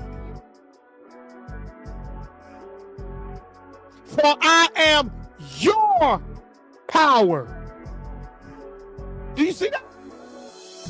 He didn't say I'm everybody's power. He specifically said your power. That's personal. That's personal. See, you got to look at this thing personal. He said, I am your power. I will strengthen you.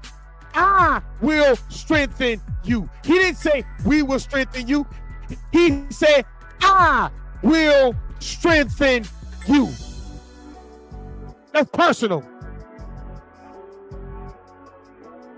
That's personal.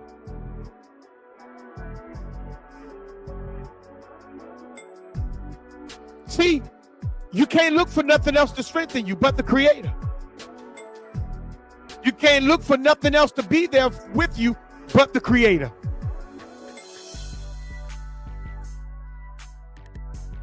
See, when you lean to your own understanding, you looking for your people, your family, your friends, your job and all that. You're looking for that to be there for you.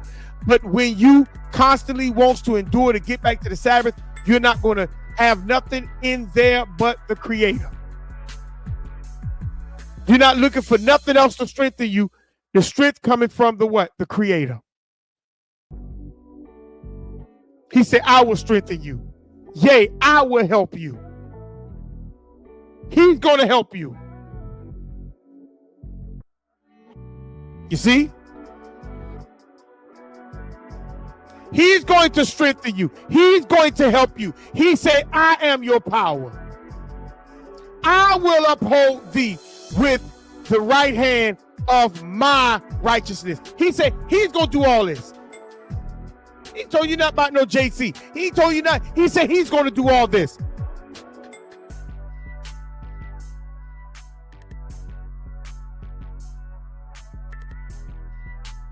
But you got to endure. You have to believe. You have to constantly endure. You see how that works? Let's go to Sirach. We're already in the book of Sirach, but we're going to go to Sirach, the first chapter, verse 23. Let's go there real quick. Sirach, the first chapter, verse 23. You have to endure. You have to endure. And when you learn how to endure, the Bible says he's going to be there. He's going to be there. He's going to do everything for you.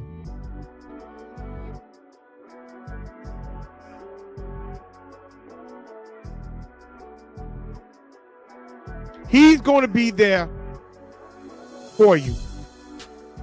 He's going to be there with you.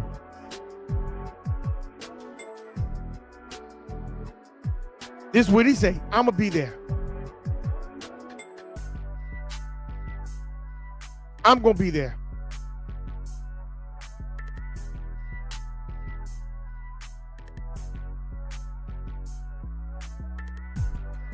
He said, I'm going to be there. What is the world?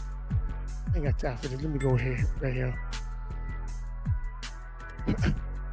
Ecclesiastes 1:23. And this is what it says. A patient man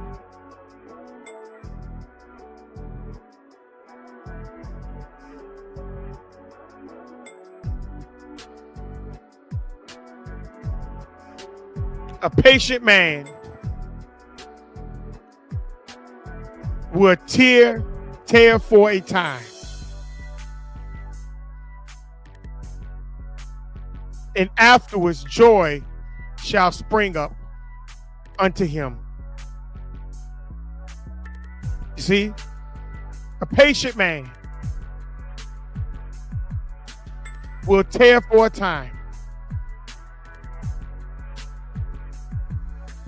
I want you to think about that.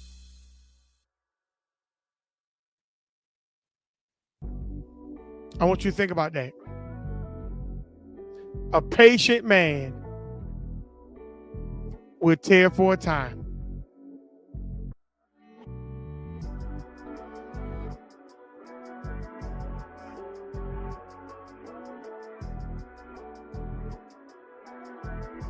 I want you to think about that.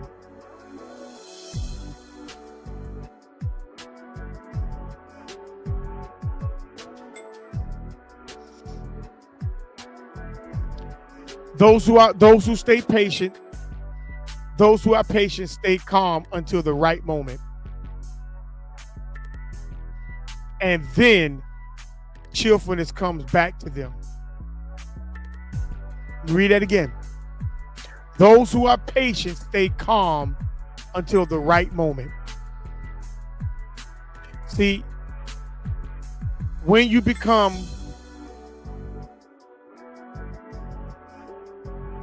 start to endure, you stay patient until the right moment. See, you're not going to be jumping and moving and fumbling and this and that. You're going to be patient for the right moment. You see? Because you're not leaning to your own understanding. So if you're not leaning to your own understanding, let me read it again. Those who are patient stay calm until the right moment. See, those who are striving back to the Sabbath is going to stay calm until the right moment. And then cheerfulness comes back to them. They're not going to be in a hurry, in a rush to say things or to move or to feel. They're going to stay calm because evaluation has to take place. Because they're going to evaluate everything the same way that they know that the Creator is going to evaluate their thoughts. They're going to evaluate their own thoughts. They're going to be hard on themselves. See how that go? See how that go?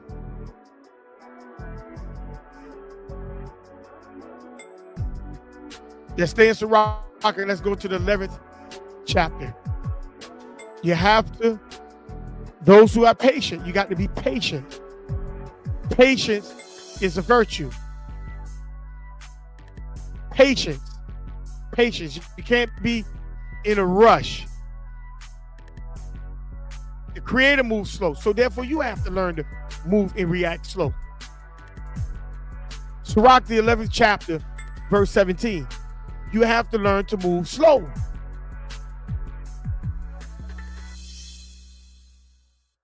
Because you got to remember, you got to prepare yourself for temptation. And if you move too fast, you're going to miss a lot of things that you should be focusing on or that you should have seen. But if you're moving too fast, you'll overlook a lot of things. That's why you have to be careful and move slow. Patience. Sirach 11:17. The Creator's gift remains with the devout, and his favor brings lasting success. You see that? The gift of the Creator remains with the devout. I want you to think about that. The gift of the Creator remains with the devout.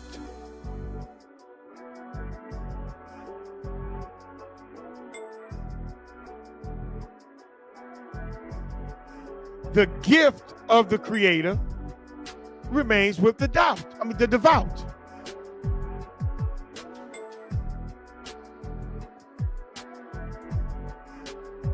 And the devout just simply means the gift of the Creator remains with the godly, or the ones who are patient. And his favor brings prosperity forever. See, those who are patient, that's where the gift of the Creator remains.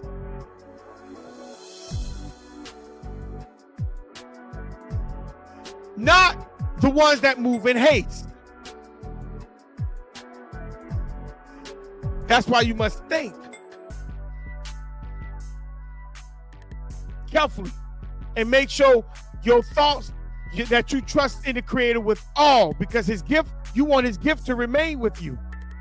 And you want to be patient. You want that patience to be able to keep drawing his gift to you.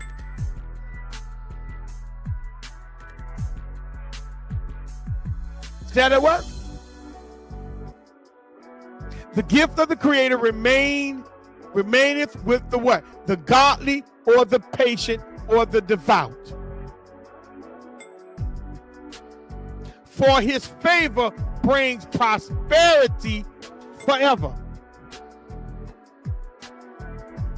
So if you become patient, or godly, or devout,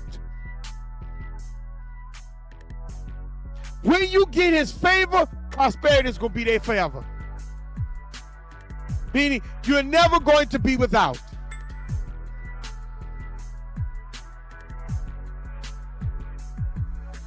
See how that works?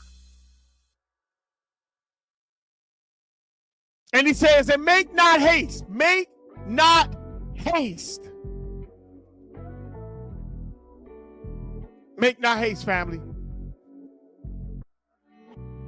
In the time of trouble. That means to slow down, be patient, and think before acting. Slow down, be patient, and think before acting. See, a lot of us, we want to move without thinking. Nah. from this point going forward, you have to think before you act.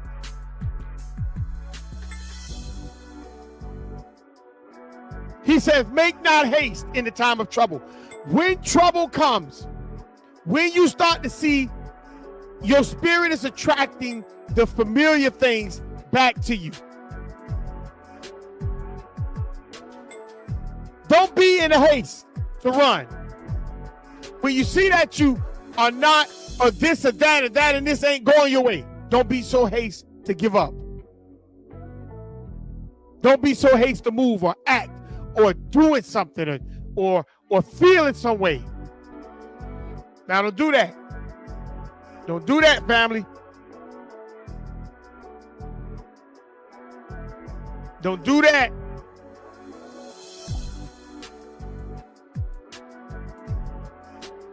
Because all it's going to do, family, is do what? It's just going to hurt you.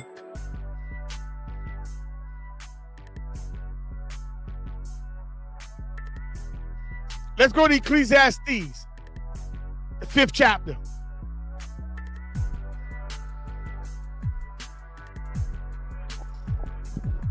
Let's go to Ecclesiastes, the 5th chapter.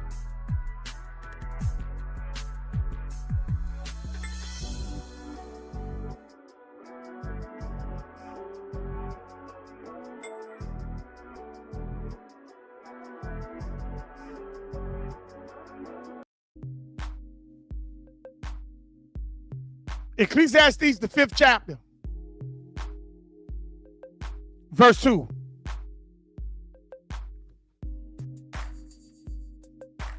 Be not rash with your mouth, and let not your mind be hasty to utter anything before the Creator, for God is in heaven. Be not rash with your mouth. That means you got to be careful at what you say.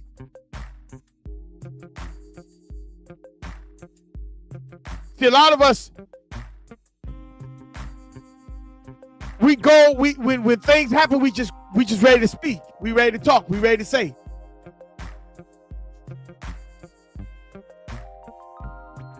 Be not rash with your mouth.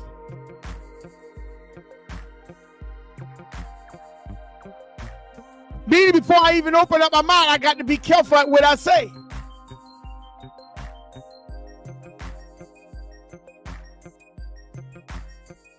See, making haste is not just moving, it's talking, it's thinking, it's feeling. I can't be quick to feel, I can't be quick to think, I can't be quick to even move or to talk. I have to be patient. I have to learn not to be rash with my mouth. Rash means to what? To just utter, to just talk. I don't think, I don't say, I don't feel, I just speak. Be rash not with thy mouth, and let not your heart be hasty to utter anything before the Creator.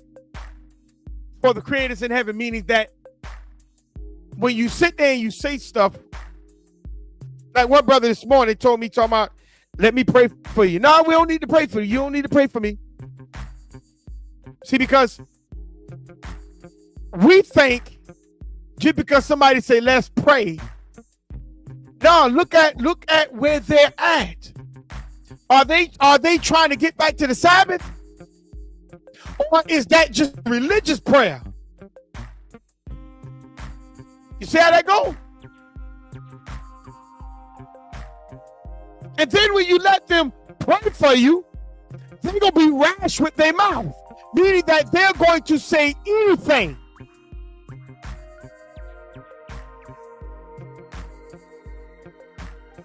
Because they are prayers, they are specific prayers for specific things.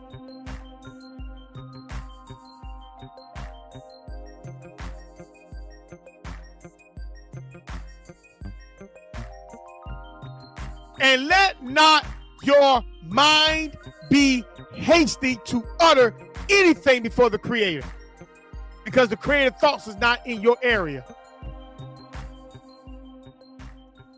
And that's why that prayer said, let the words of my mouth and the meditation of my what? My mind be acceptable. You got to make sure that the Creator is going to accept what you utter from your mouth.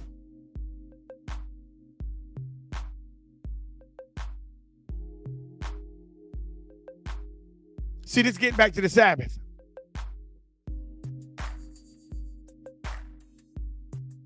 Because the Creator's rim is not your rim.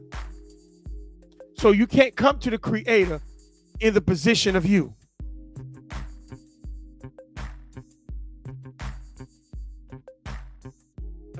You have to respect the position and the presence of the Creator. The Creator is not your equal. He's your Creator.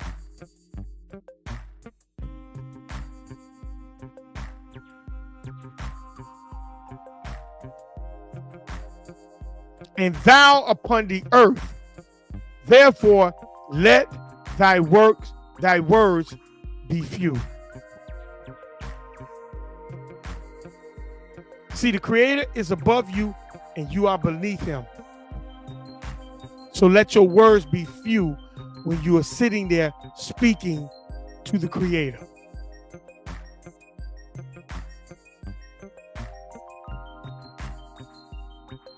You see, don't be in the haste of doing this or that, saying this or that, or feeling this or that.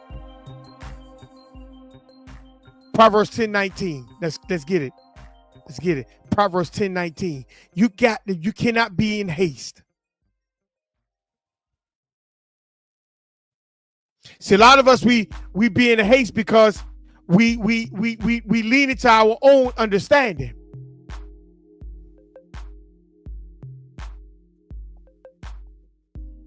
We're not trying to be the aroma for the bloodline.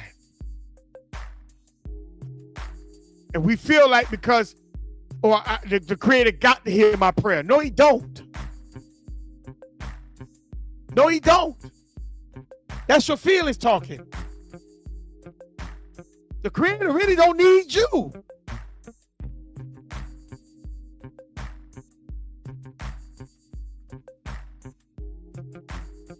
Proverbs 10:19. In the multitude of words, there wandereth not sin. There wanted not sin. But he that refrains his lip is wise. In the multitude of words is where sin is.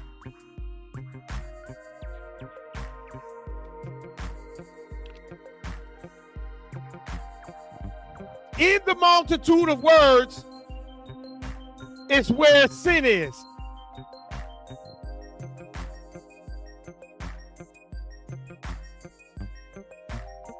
But the wise refrain his lips, meaning he's going to have a few words to speak.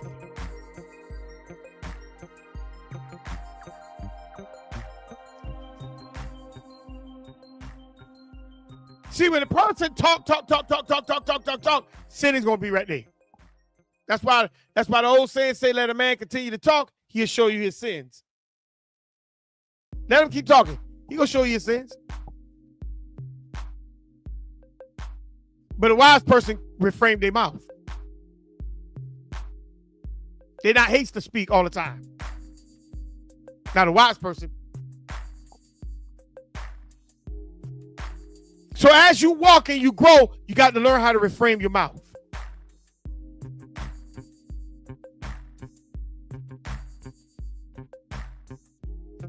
You see?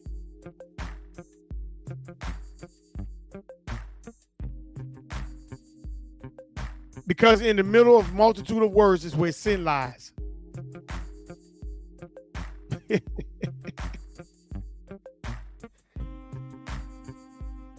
Proverbs 17:27.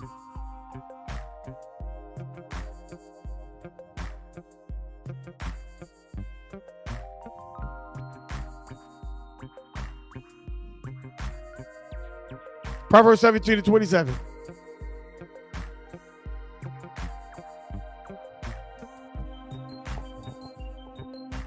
that has knowledge spare his words. You see that?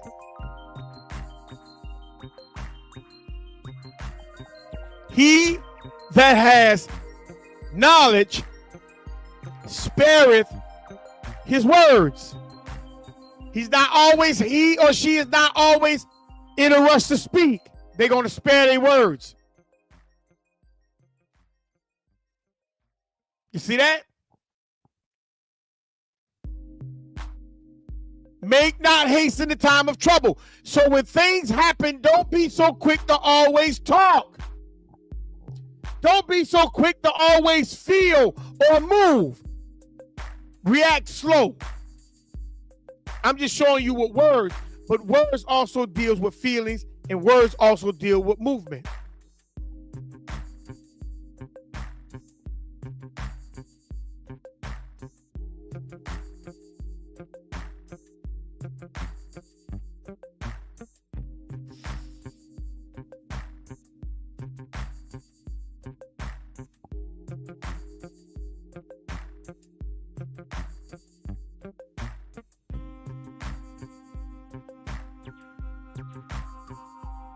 He that has knowledge spareth his words, and a man of understanding is of excellent spirit. See, when you get to the understanding stage, that's when you're going to start to see maturity.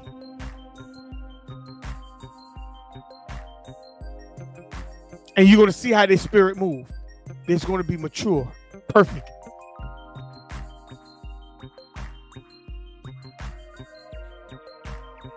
See how that work? Proverbs 29 and 20. Your words have to be spare. Means few.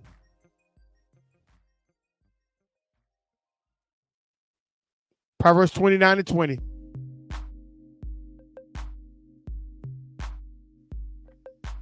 Seest thou a man that is hasty in his words? There is more hope for a fool than of him. If I am hasty in my words, I'm talking.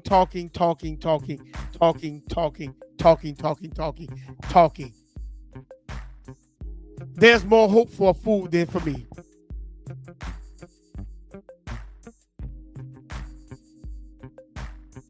I need to be heard all the time. No.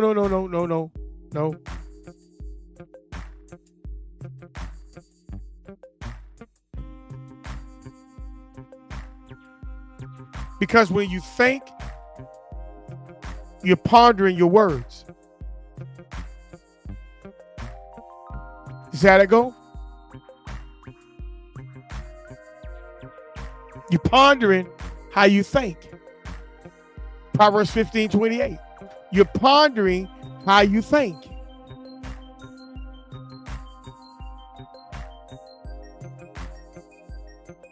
Proverbs 15:28. You got to be careful at how you think. See, a lot of us, we just want to do. And we are not sitting here trying to contemplate before we move. Like I showed you last week, Joshua should have had ripped his clothes off, him and the elders, and put sackcloth on their head before they sent those people out. And it would have been spoken not to go because you got camping, you got sin in the camp.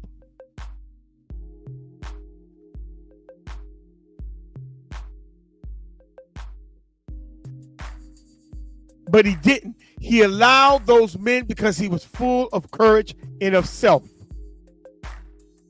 And he got a lot of those men killed. Proverbs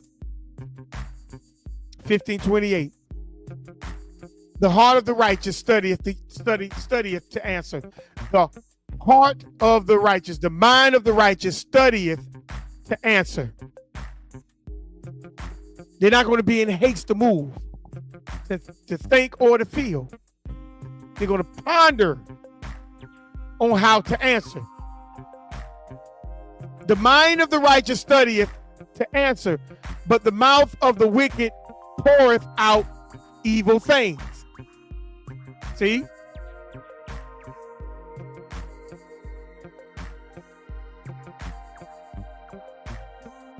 See, as I move on this road to wisdom, everything has got to start to change.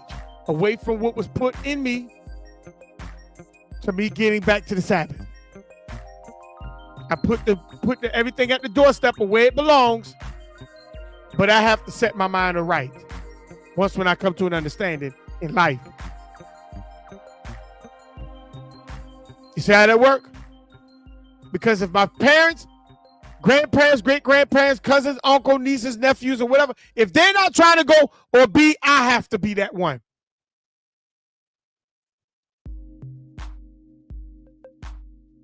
Proverbs 13:3.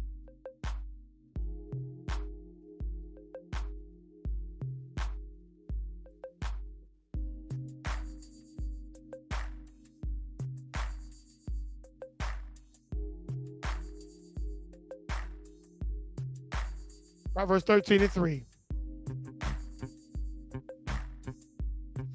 He that keepeth his mouth keepeth his life, but he that open wise his lips shall have destruction. Meaning you got to be careful at the things you say and do. Because when you ponder your words or your answers, your movement, your feelings before these things go out, you keep your life. But when you react on feelings and your thoughts and what you say out your mouth, destruction gonna be right there. And those type of people will never get to the Sabbath because they will destroy themselves.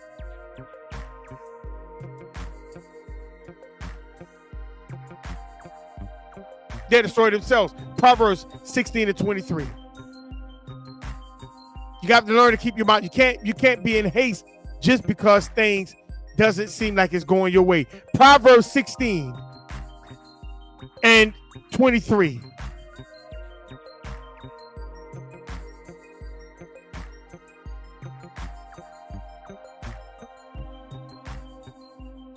The heart of the wise teaches his mouth. The mind of the wise teaches his mouth. You see? It ain't nobody gonna teach you how to speak from your mouth. See, your parents did it from the beginning.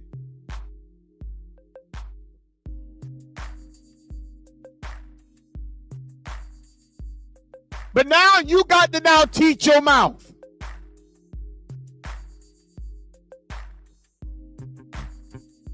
See, the mind of the wise teaches his mouth. He's not going to teach his mouth to run his mouth quick.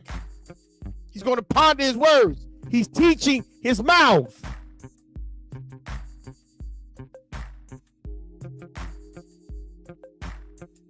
And added learning to his lips. So he's going to think about the words he used, and before he used, he's going to make sure his lips understand what it needs to speak.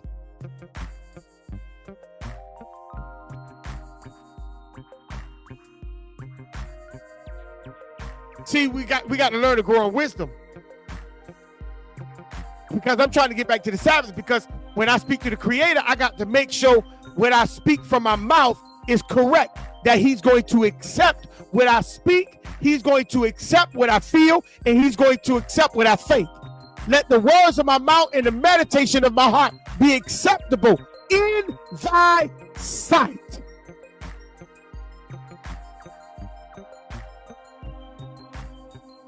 See how that go?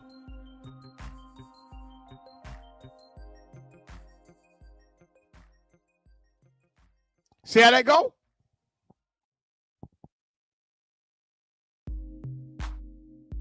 I got to let my words be few.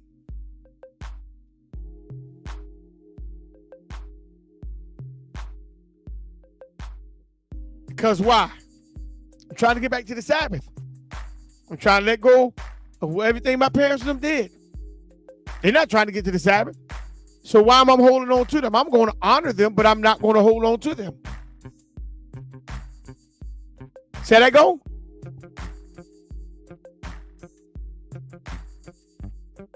I'm not going to hold on to them. Nah, I'm going to honor them.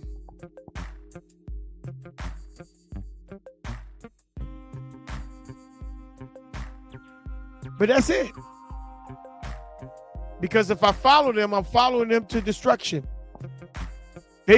Some of our parents went to the grave destroyed. So now I'm holding on to them and I'm being destroyed. And we be hasty at the things we do because we're holding on to wickedness and not righteousness. What I mean by that? Your parents are wicked, but you're trying to strive to righteousness. How you hold on to your parents then? Now, it's one thing if your parents was righteous, you hold on to them and you expand them. But if your parents are wicked, why are you holding on to them? Why are you following their ways? Why are you trying to be like them? Why are you trying to act like them? Why are you trying to move like them? You see? See how that go?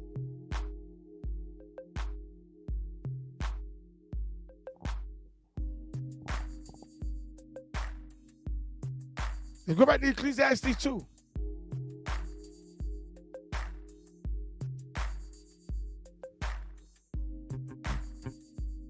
Ecclesiastes, the 2nd chapter, verse 3.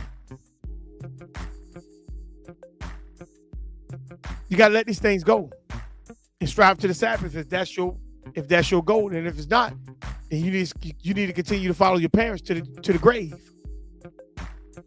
And that's why Isaiah says what? Hell has enlarged herself. I think that's Isaiah 5:14. Hell has enlarged herself because my people has what? No knowledge.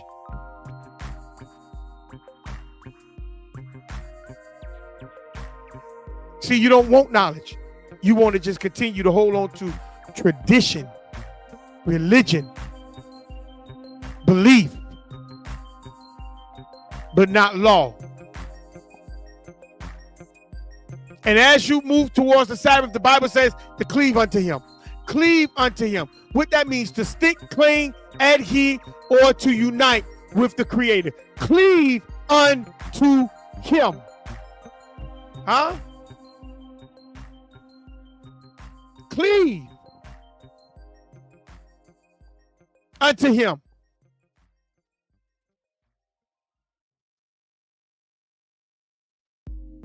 See? Cleave.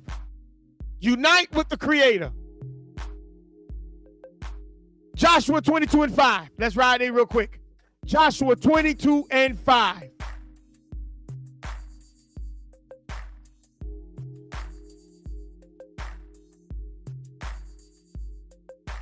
Joshua 22:5.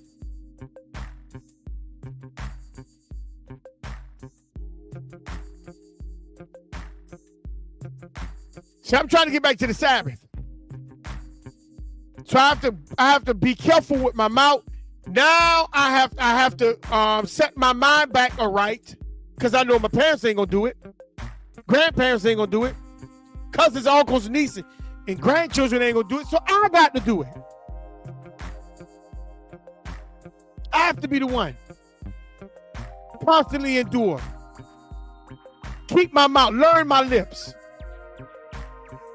And now I got to cleave unto him. Joshua 22:5, it says, but take diligent heed to the commandments of the law. Take careful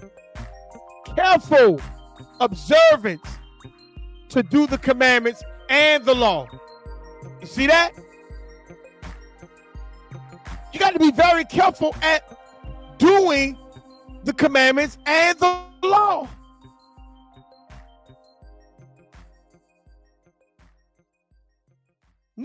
Not just sit there and thinking that, well, I know this. No. You got to understand why the Creator made these laws for Israel. Why he gave specific laws to Israel. That's how you study. See, I can't I can't get so great in the law and not know why the Creator gave the law.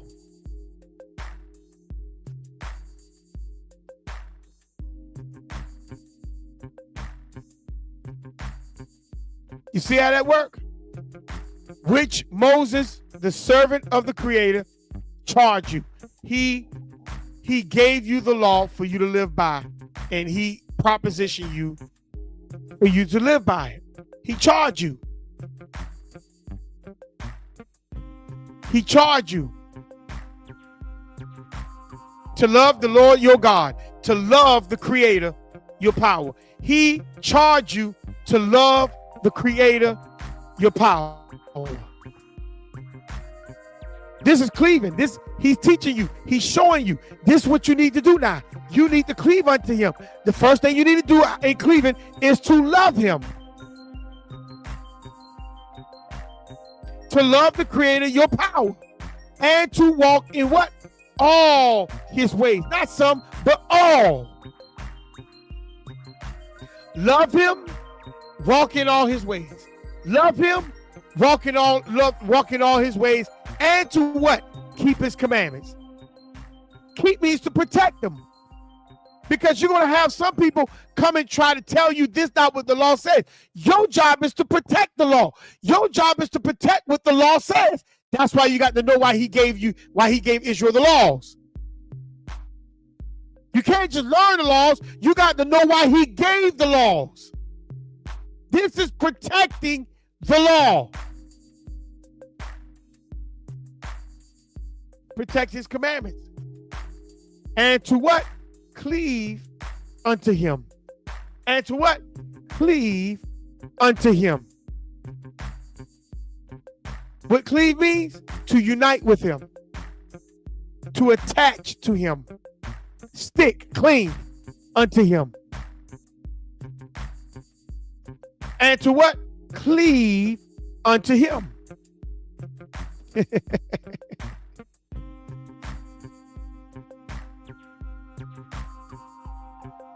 And to what? Serve him with what? All your mind and with all your soul. You cannot, family, by no imagination, you could get by serving the Creator half-hearted.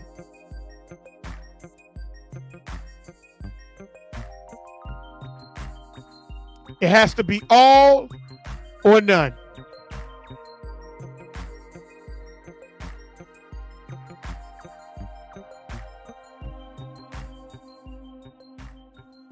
You see?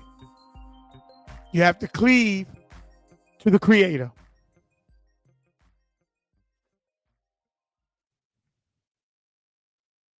And let's go to Joshua 23. Flip over to the next chapter. 23 and verse 8.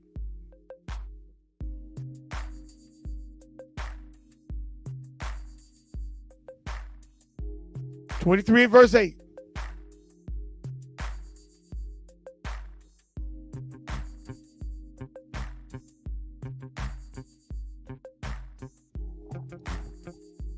I'm going to start at verse 7.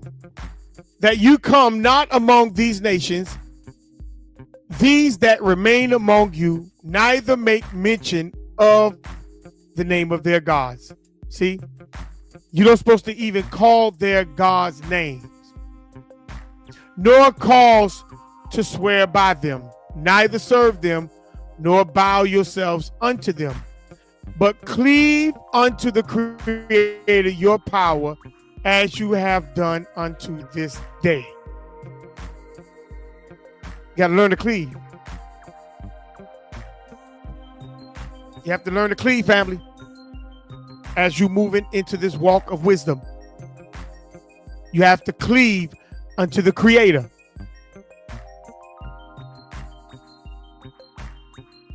Deuteronomy 13 and 4. Deuteronomy 13 and 4. Cleave unto the Creator.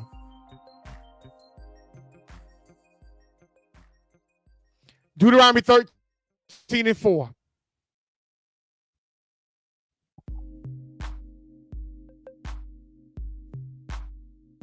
You shall walk after the Creator, your power.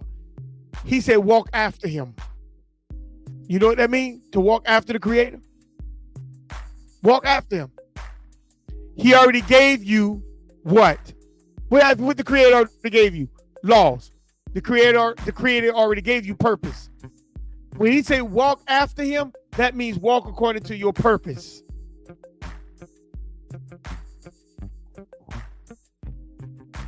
When you follow the Creator, you are moving within your purpose that he create for you to be in.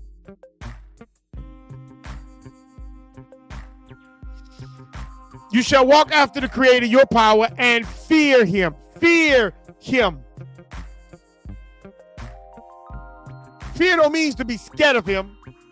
Fear means to reverence him. And keep his commands and obey his voice, and you shall what? Serve him and what? Cleave unto him. See how that work? You're supposed to cleave unto him, family.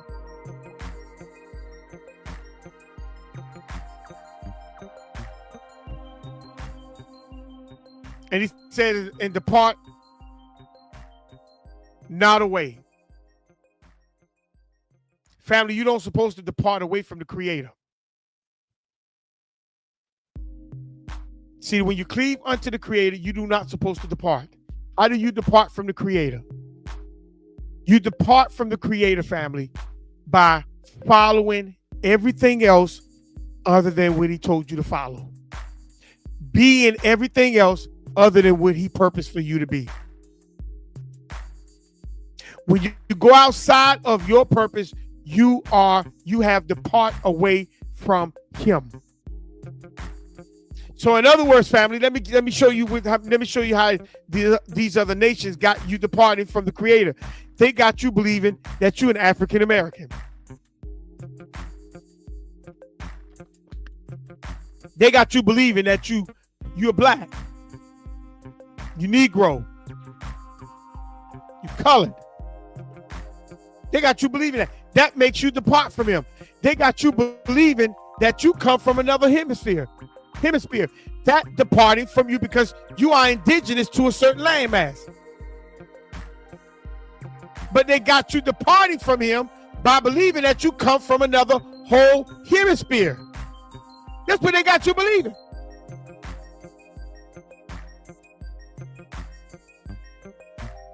They got you believing in another whole God, JC.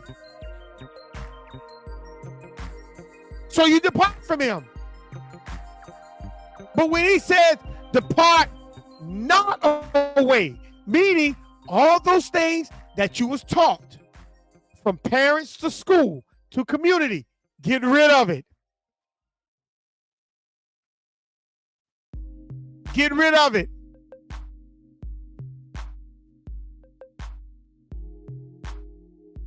All those names that they have told you, this is who you are. Get rid of it.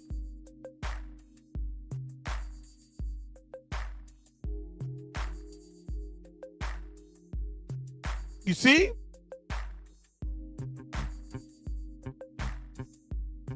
All these religions that they have thrust upon you, get rid of it.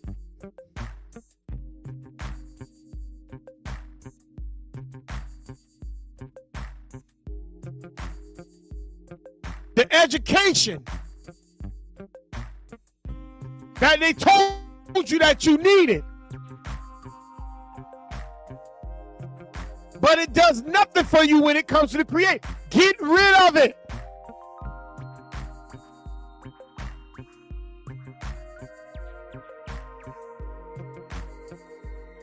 You saying, oh, I can't use my education? No, I'm not saying you can't use the education, but the education should not be your focus. Because number one, is these people teaching you truth? in the education system. And if they're not, get rid of it. Because if you don't, those things is going to cause you to depart away from the law. Because when you get rid of that stuff, notice what the next line say, that thou mayest be increased in the last end. See, because you're now gaining control over you now. And you're now controlling the habits that was placed in you from childhood.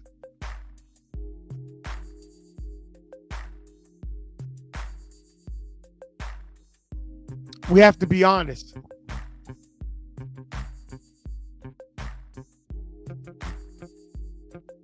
See, we have to be honest.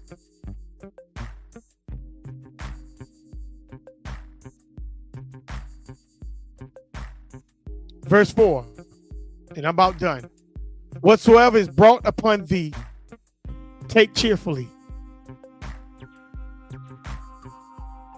See, whatever trial or tribulation or situation that is brought to you,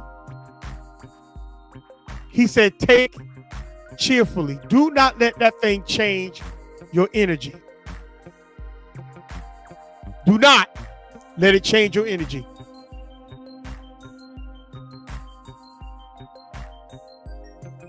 Keep it in a perspective, knowing that this will not last always. But that song say trouble don't last always. This won't last always. Take it cheerfully.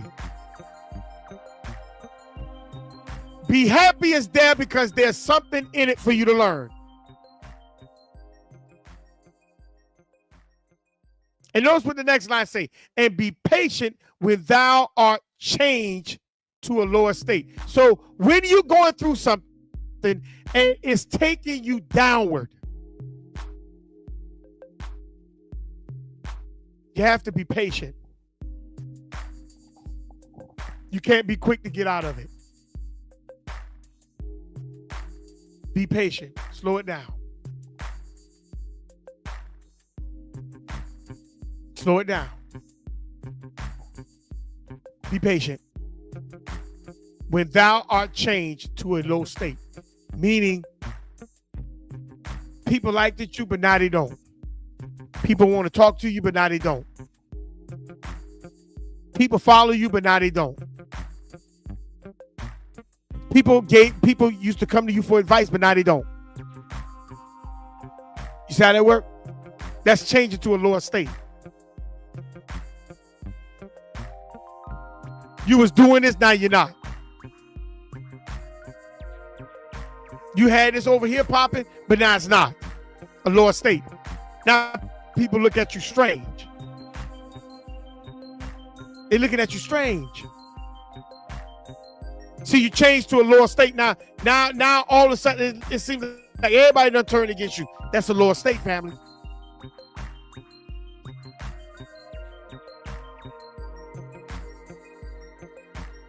Take cheerfully and be patient when thou art changed to a low state. Be patient because you're not going to always be at the bottom. But you got to be patient because there's something in that for you to learn. There's a lesson there. Be patient. When you're brought low, be patient. And notice what verse 5 says. For gold is tried in fire and acceptable. Men in the furnace of what? Adversity. If gold is tried in fire,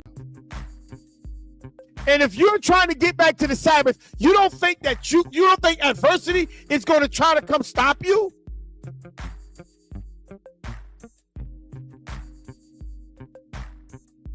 As you get higher, you don't think that adversity is going to come to try to stop you?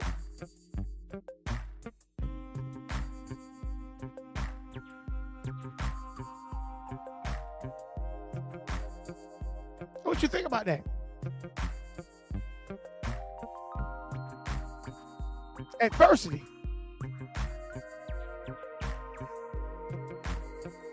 People, places, and things. People gonna do things, say things. They're gonna feel certain things, certain ways to try to trigger you, stop you. You see, keep you at that lower state, make you think and doubt yourself.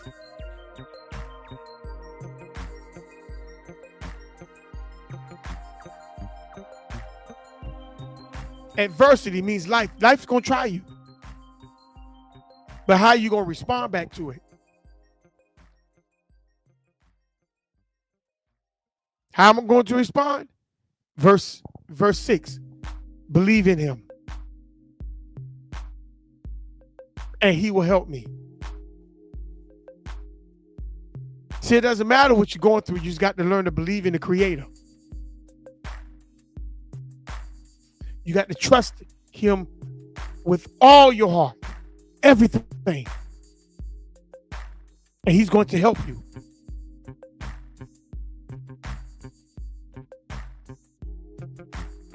He's going to order your way all right. You're going to see yourself coming out.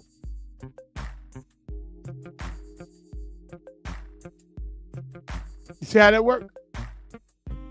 You're going to see yourself coming out and trusting him. See, it's going back to trust him. And verse 7 says, ye that fear the Creator, wait for his what? Mercy. You that fear the Creator, wait for his mercy. See, that's being patient, not being haste. Wait for his mercy. And go not aside lest you fall. You sit in his believing state. Meaning what? You got to learn to think, believe, full, regardless if you're doubting or you're not. You got to what? Believe all the way. Because the moment you don't, you're going to fall. The moment you allow your energy to be tainted, you're going to fall.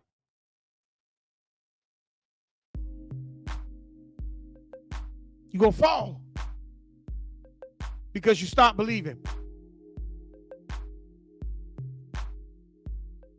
Verse 8, ye that fear the Creator, believe in him, and your reward shall not fail. See, a lot of you give up. Ye that fear the Creator, wait for his mercy, and go not aside lest you fall. Ye that fear the Creator, believe in him, and your reward shall not fail.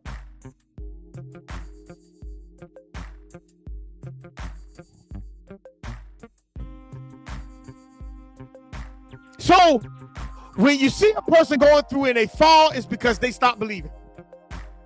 They crashing out is because they stop believing. They don't start learning to lean in their own ways. And verse 9, ye that fear the Creator, hope for good and for everlasting joy and mercy. This is what you're supposed to hope for.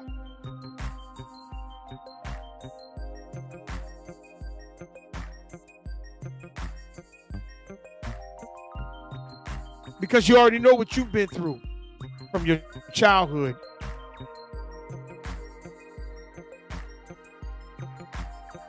So you hope for good, meaning that you're trying to change things for the better. And for everlasting joy and mercy. That's what you're hoping for.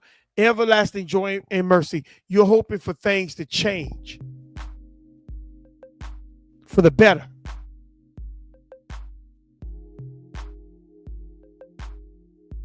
And my last verse is verse 10. Look at the generations of old. Look at them. Most of them are still in the church. Most of them don't have a clue. And some of them do understand, but just don't care. Look at the generations of old and see. Meaning look at them. Observe them. Observe them. look at them and observe them. Did ever any trust in the Creator? Did any of them that you know really trusted in the Creator? He's asking the question. The ones you know, did they really trust in the Creator? But you're trying to follow them, right? So he's asking the question, did any of them of old trust in the Creator?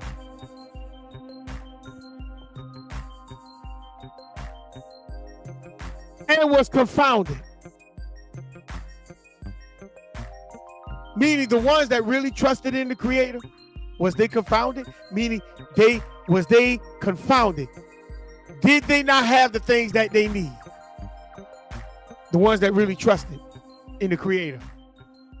Or did any abide in his fear?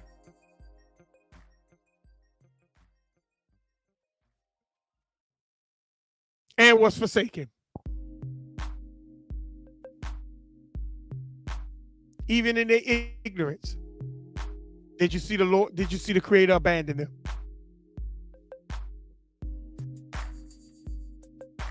Did he forsaken them? Did he allow them to be confounded? Where's that they couldn't think or be anything for themselves? Or whom did he ever despise that call upon him?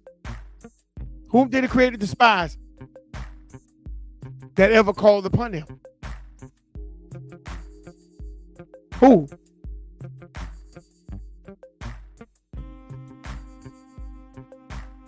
In verse 11, for the Creator is full of compassion and mercy, long-suffering, and very pitiful, and forgiveth sins, and saveth in time of affliction.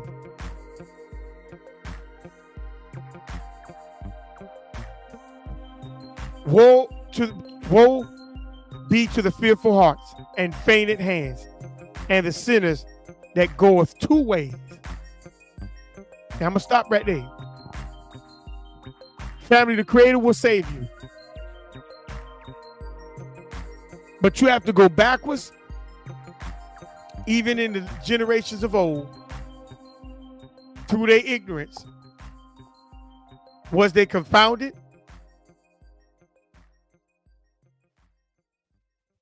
Was they forsaken?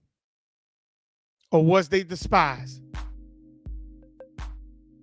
Or did the Creator look out for them in order for them to be blessed? And this is the thing we have to remember.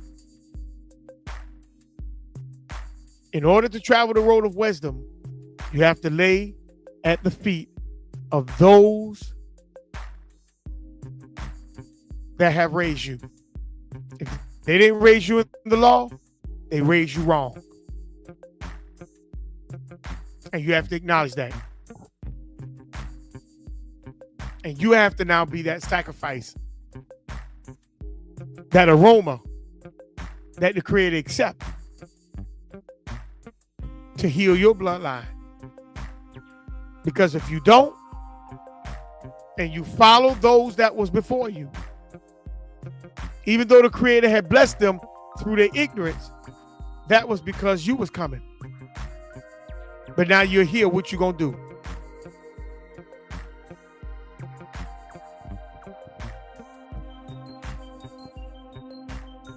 I'm gonna open up the doors.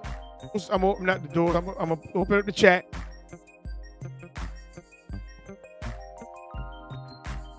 Put the link in the chat. Anybody wants to come up and holler, they can. I keep I keep the chat open for a moment.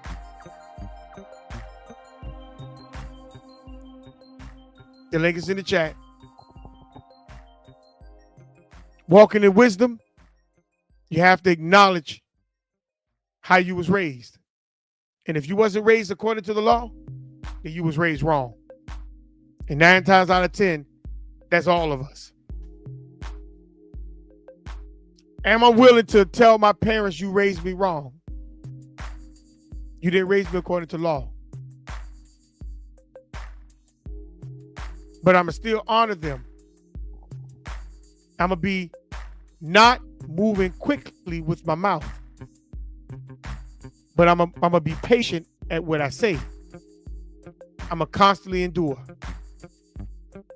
You see? And I got to make sure I'm moving back towards the Sabbath.